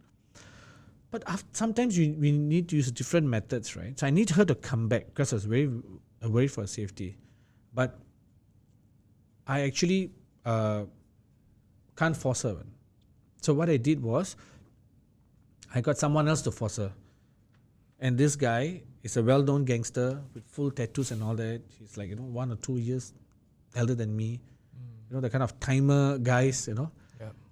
He went and said, whoever your gang fellas, who are they? He actually threatened them. They got scared. They said, you better go back. Who all are big hitmen all coming after for you. You better go back. So we did something different to what normal people will do. So that's the thing. We can't approach it in straight, super WSQ style. So this is the SOP way to follow that. And in a way, you can fully empathize with these kids, right? What they're going Exactly. through. Because you And went through it yourself. It's very difficult to come out. It really is very difficult to come out because, you see, for a teenager, mainly it's their friends. At this point of time, if you want me to let go of everyone, I got no more friends, It's very difficult. So you need a very compressing motivation. I had it because I went for the course and suddenly there was a new group of friends. I just let go of these people and go there. Yeah, they're all more like, older than me, but still not too bad. At least I had a group, keep myself occupied. Yeah. If I don't have that, then if I'm every day at home, I'll be tempted to again contact them. Same thing would have happened. And the second case was this boy who, when I was approaching the house, I could hear him. Oh, who is he? Big thing, is it? I'm going to tell him off in the face. You all never asked me for permission before he came. And these are 2 families that you don't know before. Don't know. Strangers. Yeah, they saw. They just reach out to you. Yes. Okay. Because once you go into Facebook Yeah. and you put Dream Big, Yeah. in the first page, my name will come out. So you can just send a private message. In fact, you can just Google and just put Dream Big. So once they put it there, and then they send out this message to me, so I went and spoke to them. So then this boy, after he said that message, then I said, okay. I went over and spoke to him. I went to the house. I already know he's super angry. He's like, super son. I told him, I said, you know what, actually, I heard you from outside. You were saying they're not happy and all that. It's okay. I'm already here. So let's not waste time, right? Let's talk about half an hour. After this half an hour, you find that you don't want to talk to me, then don't talk. Mm. Then he was like, no, I said, so yes or no? Because I don't want to waste talking to you half an hour if you're not really willing to listen. I told him, I didn't drive my Jaguar car all the way here for nothing. It's free. I'm doing it out of goodwill. So it's not about the money. So don't give me that I'm paying you kind of attitude, right? So it's either you listen or you don't listen. How old is he? He is about 16. But the issue he had was he whacked the father. Oh, okay. So the father wants to make a police report on him because it's the second time. The father was on cast. So I had to use another kind of approach.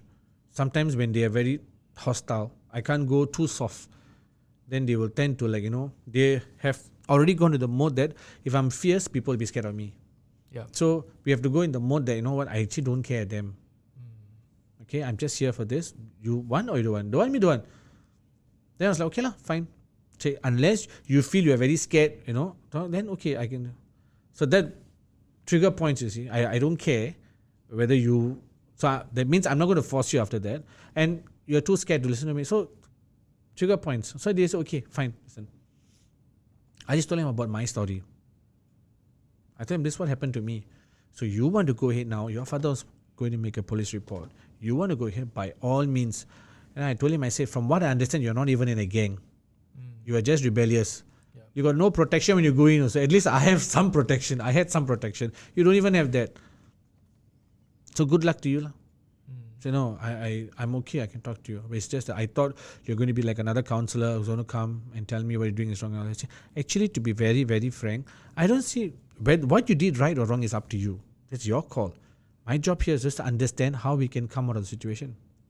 Then we realize, you see, it's like sometimes when some animals and they get very violent and very fierce, we don't know why, but eventually you will see that their leg is injured or something. There's something else there. There's no connection to what they're doing, but that is the actual issue they have, you see. There's a wound that's not visible to you. Yes. That's actually hurting them. Only the actions are visible to us.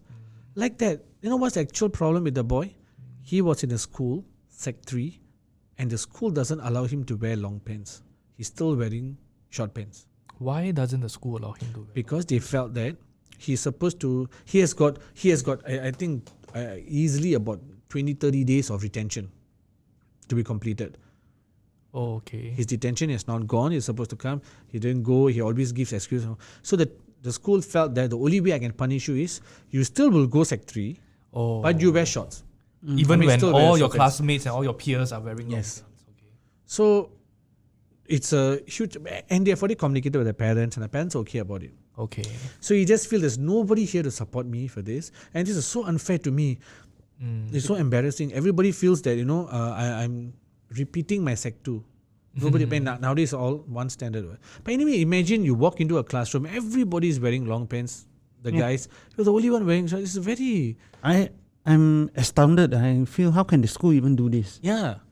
I mean, don't they know that, with teenagers having, their face, the reputation, I spoke to the school, and the school told me that, they are doing this with the parents' consent. And this is the only way we can try, because he doesn't listen. I say, yeah, but his detention was actually, he didn't do such a big thing. Okay, discipline issues, yes. He comes to class late, never handing homeworks, that kind of issues. Not fighting and all that. It only started after this thing. But the solution has aggravated the whole situation. Yes. But after a long time, I was working with the boy only for 3 months. The parents, until the end, they didn't want to give in at all. They were like, no, don't write into the school. Okay. No, don't do that. He has to learn. He has to do that. I say, yeah, but it's not working. It's okay for us to try anything. But if it doesn't work, we should change back, retract our steps and do something about it. They didn't.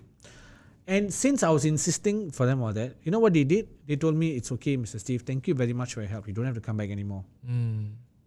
I told them, fine, I can't force and do that. But I told the boy, anytime you can call me. You know when they called me, for I think about a month later after they stopped, saying that, the son again has beat the father. The father wants to call the police, and he's now inside the room, and the son is going hysterical, banging the son, all that.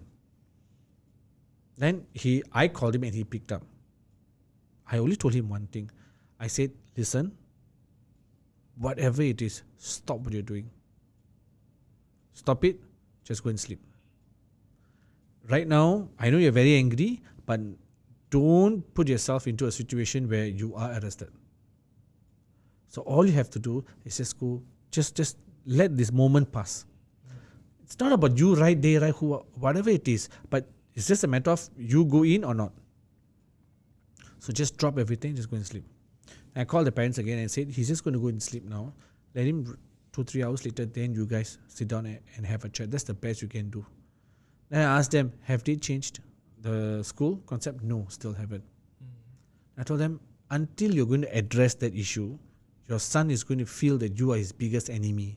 And that is the biggest issue right now you all have, not anything else. About 6 months later, we contacted and they said that yes, the school managed to, they made him do at least half of the detention. And because he was also refusing to do. If you have every day just 2 hours you do, means within the first, by February, he could have been wearing long pants already. But he also no. So eventually, they allowed after half, and he continued and did the detention of the best. You see, but that's the issue that we are having here. They don't really understand what exactly they're going through. And we always jump, we always claim, we are all that. Kids, sometimes they rebel at us, not because they are actually not afraid of us. Actually, they're very afraid. They're very, very afraid. It's just that they don't know how to react. Exploring, like us, when we first became a father, we tried all kind of style to make the child sleep. We don't know right or wrong. Not that we are expert, we are still learning. Like that, the teenagers are learning to be teenagers. They're learning to be young adults, trying out new things on their own, being responsible for their actions. They make some mistakes. We have to try some things this way. I've tried talking to kids at home. I've tried bringing them out to Starbucks to talk, change of environment. And I've actually just when I find I'm losing touch with the kid I'm mentoring, I've even brought them to Clarke Quay, not into the clubs, but we walk around there. Let's take a walk. It's interesting to see. Then we can sit down there and people watch, talk about them. You see, so some kind of rapport. Then we know, okay, this is the kind of lingo that he likes. Okay, then from there we build on it. But most parents don't. Of course, I mean, I don't see many parents will bring their kids to Clarke Quay to people watch and build rapport. I mean, there. I brought my daughter to Clarke Quay, the clinic, because those days the clinic had chairs outside, and you don't have to go inside. So my daughter was her birthday that we did at Landmark Hotel. I think she was 9 years old or something. So that eve we actually brought her there. Right. We sat outside, and she was very, because it had the wheelchair and they had the drips there and all that. So she's drinking her orange drink. The waitresses came in nurse uniforms. So she was super excited about it and super fun. Then we have so it's interesting. It's a different concept. I can confidently say that not that my daughter will not go clubbing soon enough. She's 16 this year. Soon enough she's going to go clubbing, but at least I'll know about it. Because we built that kind of rapport. And that is the kind of rapport we actually want them to build. Not by telling them, but actually. So whenever 18, I always feel that we should teach our kids how to handle the 18 years old fever well, responsibly. How do you go in without being judgmental towards some of their actions? Like, this boy literally whacked his dad up. And you go in and you still, I mean, I don't know. For me, I've seen a lot more worse cases. So I find that so far I've never come across any teenager who was 90% of the teenagers I meet are not as bad as me. Oh, really? Yeah, I only have met about 10 of them who mostly under the tagging system. They have done worse than me, but not as bad as what my friends used to do when I was a teenager. Because those days, the people in gangs and all that, they do even more worse to get into a lot of issues. So you have seen it all, basically. A portion. And I've not seen anything that is surprising now. So I feel like, okay lah, what's there to judge? Because everybody has their own story. Of course. Yeah. So it's like, because of that, I've never got judgmental with them. Judgmental also, I also mean whereby, you go in and if it's me, right, I can imagine myself going in and being angry with the boy. That, hey, how can you do this to your parents? And that would probably have turned the boy off already. Yes. For me to go in and say that, hey, like what you said, right? Hey, what you did was wrong. How could you have beaten your dad up? So that's also, I mean, that's I really admire that. I think this is like grassroots. The very first thing you have to do is to build trust. It doesn't matter whether it's friendship, anybody in trouble, somebody not listening to you. It's all about trust. Before you can actually that barrier, you have to break it first. And through trust, and like you mentioned, you have many ways to do it. Once you do that, I think, and you have an open mind, like how you approach that situation, I think that would help. Usually what I do, first I let them talk. Once they have already explained, then I'll tell them my story. Or if they're very hostile, I will tell my story first. So when I'm telling my story, there will be a portion about gangsterism, there will be a portion about drugs, there will be a portion about school, there will be a portion about parents, portion about friends and all that. So when all these things is happening, you will see from their facial expression what is relating to them. And I will also talk about confidence, being bullied in school and all that kind of stuff. When that happens, they will just react to the bullying part. Then they are not in any gangs or smoking or drugs or nothing. They're just being bullied in school. So this is their way. So then I just touch on that more. So I straight away go to that topic. And then while they're explaining, the moment I can go to that pinpoint and tell them, is this where the problem is? And they know that I understand already. Okay, the rapport is built already. So they're like, okay, finally someone is willing to understand what I'm saying. So you run a business, you do Mr. Dream Big, you are a grassroots leader, and you have a young family. How do you manage your time? Or how do you prioritize what's more important to you, or what comes along? You see, it's like 8 to 5. Office hours. I'm at office doing my company stuff and all that. We are running operations, security operations. So sometimes even back home and the phone and all that. But apart from that, grassroots takes up quite a bit of the evenings and weekends. But one thing for grassroots, my daughter and my wife kind of grew along with me in grassroots. Yep. So they are also grassroots leaders without the title, So they are leaders without title. So because of that, they are not so, they don't find it I'm spending too much of time there. And usually they come along for the events as well. But beyond that, I make it a point to at least once a week, we go out. We'll go somewhere dinner. So we plan a lot for that once a week and all that. And then we'll go somewhere nice to eat and we surprise each other. So, okay, today you plan. So this Wednesday. So always on Wednesdays we go out. So one time my wife will plan, okay, we go to this particular place and we go for lunch or dinner there. And then my daughter will plan the next week. Then I'll plan the next week. So we keep the thing going. Kind of thing. Apart from that, the rest of the time, I always believe that for a happy family, you just have to forgive and forget some things. Give and take. Yeah. I always tell myself this, if you don't have, it's okay to not do anything if you don't have a play. That means, we always want to do things right? So when something is going wrong, we want to go in and make it right. Yeah. But sometimes we got no moves. We're totally lost. I don't know how to react to the situation. So I'll just tell them, don't do anything. Let time heal. Rather than you force yourself to go in and try to find a solution, make it worse, let time heal. The rest of it will go by itself. There will be a lot of differences. Like recently, because of the COVID, many people whom I'm meeting are quite stressed up about it. Job security is one big area, financial issues, So the very fact that, can I even trust someone whom I'm going to meet next, kind of stuff. When we are in a situation, all these years, Grassroots have been working so hard to connect the people, and now we're working very hard to disconnect the people.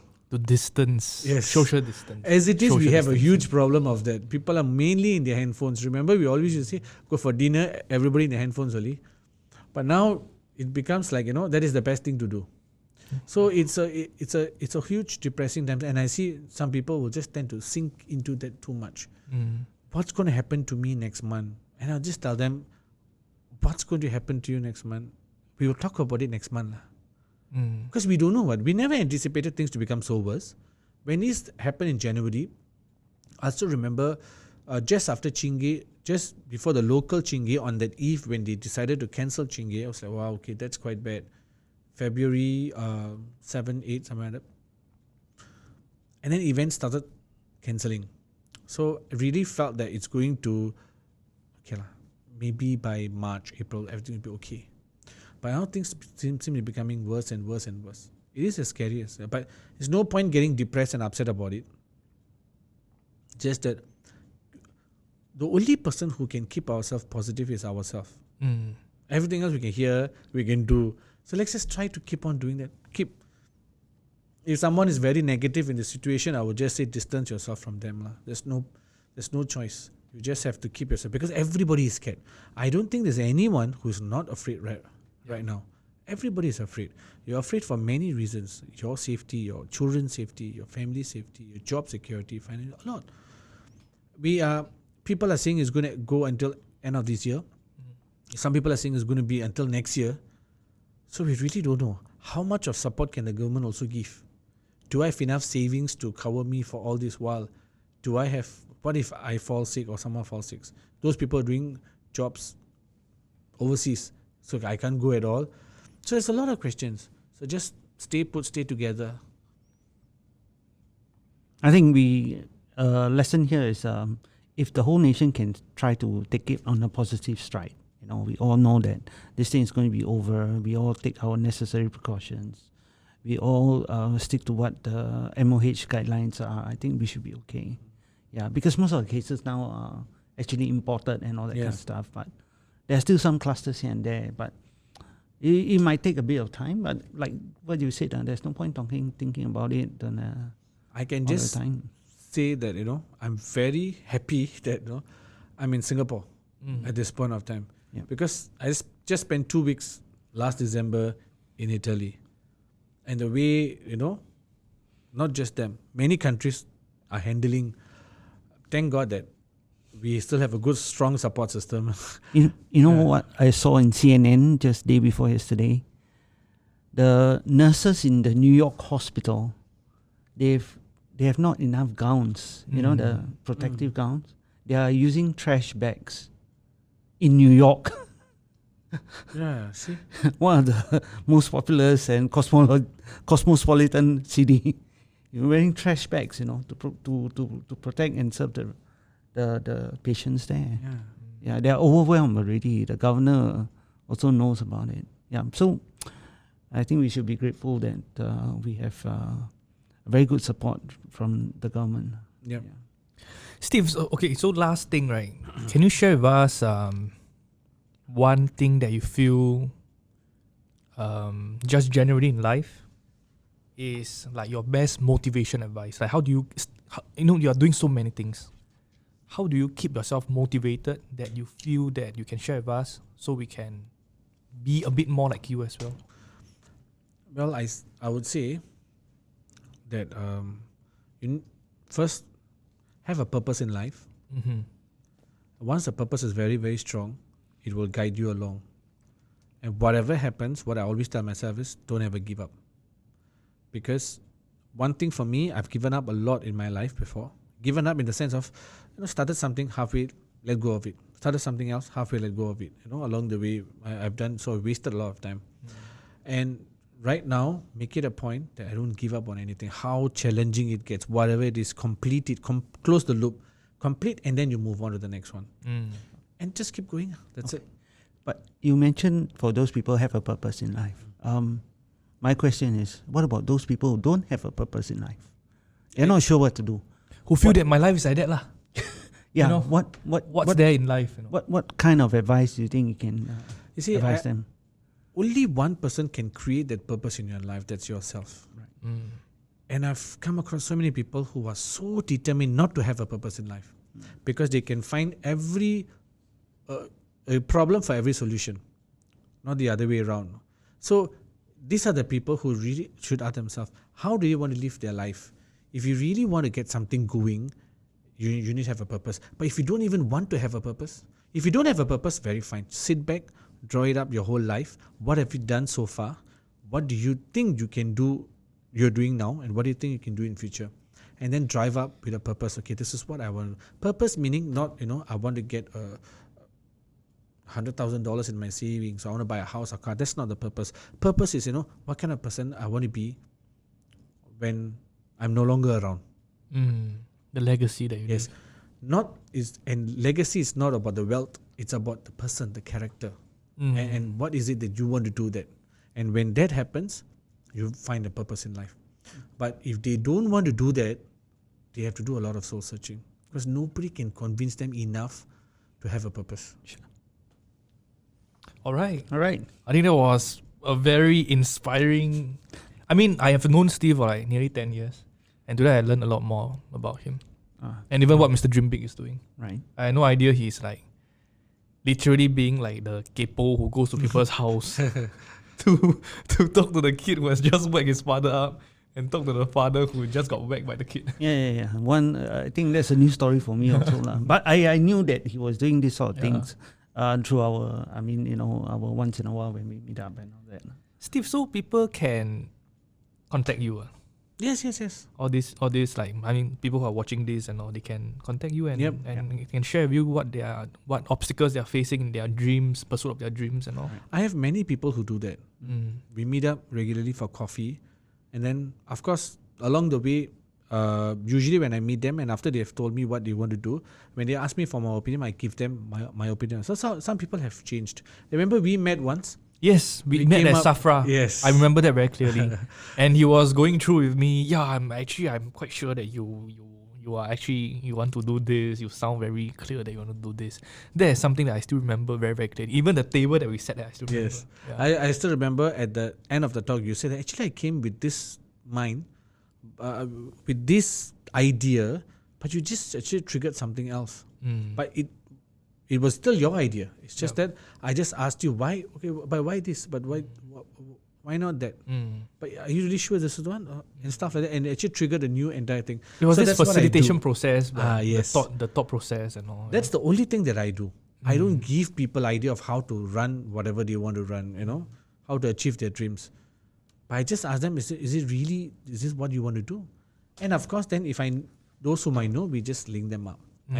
I use the word dream matchmaking. We try to matchmake dreams because we always can work together as a team and achieve it better. You see.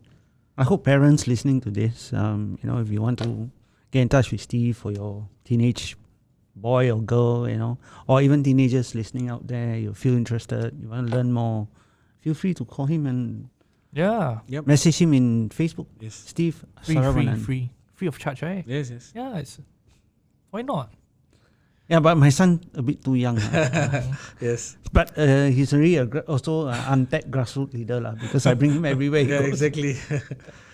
Okay, right. If not, this is we thank Steve a lot for joining us today and making his time. Making time here all the way here, and it's episode 1. Yeah. We hope you enjoyed yourself this morning as well. I'm truly honored to be here. Thank you for having me. And this is episode 1. So we have heard Steve talk about his business, his life, his family, his values, his philosophy. And if you like what we have put up for you today, we have a lot more interesting interviewees and guests who are coming up on our show to basically share all these things with you. Yeah. And our guests from a wide spectrum of industries. We're going to have different sort of people coming in and sharing with us. Our job is just to share with you whatever advice they have and all that. So we look forward. Do subscribe to our channel if you interested, and then do like us in whatever platform we put out there. And do also share our content on your social media as well, especially if you have found it very useful. Let someone else know, because whatever Steve shared today is so inspiring, right? So let someone else who you feel that would find this useful, let them know. They are going through a tough time. Maybe your nephew, your niece is going through a rebellious period. Yeah. Send them this and let them hear what Steve has got to say. Yeah.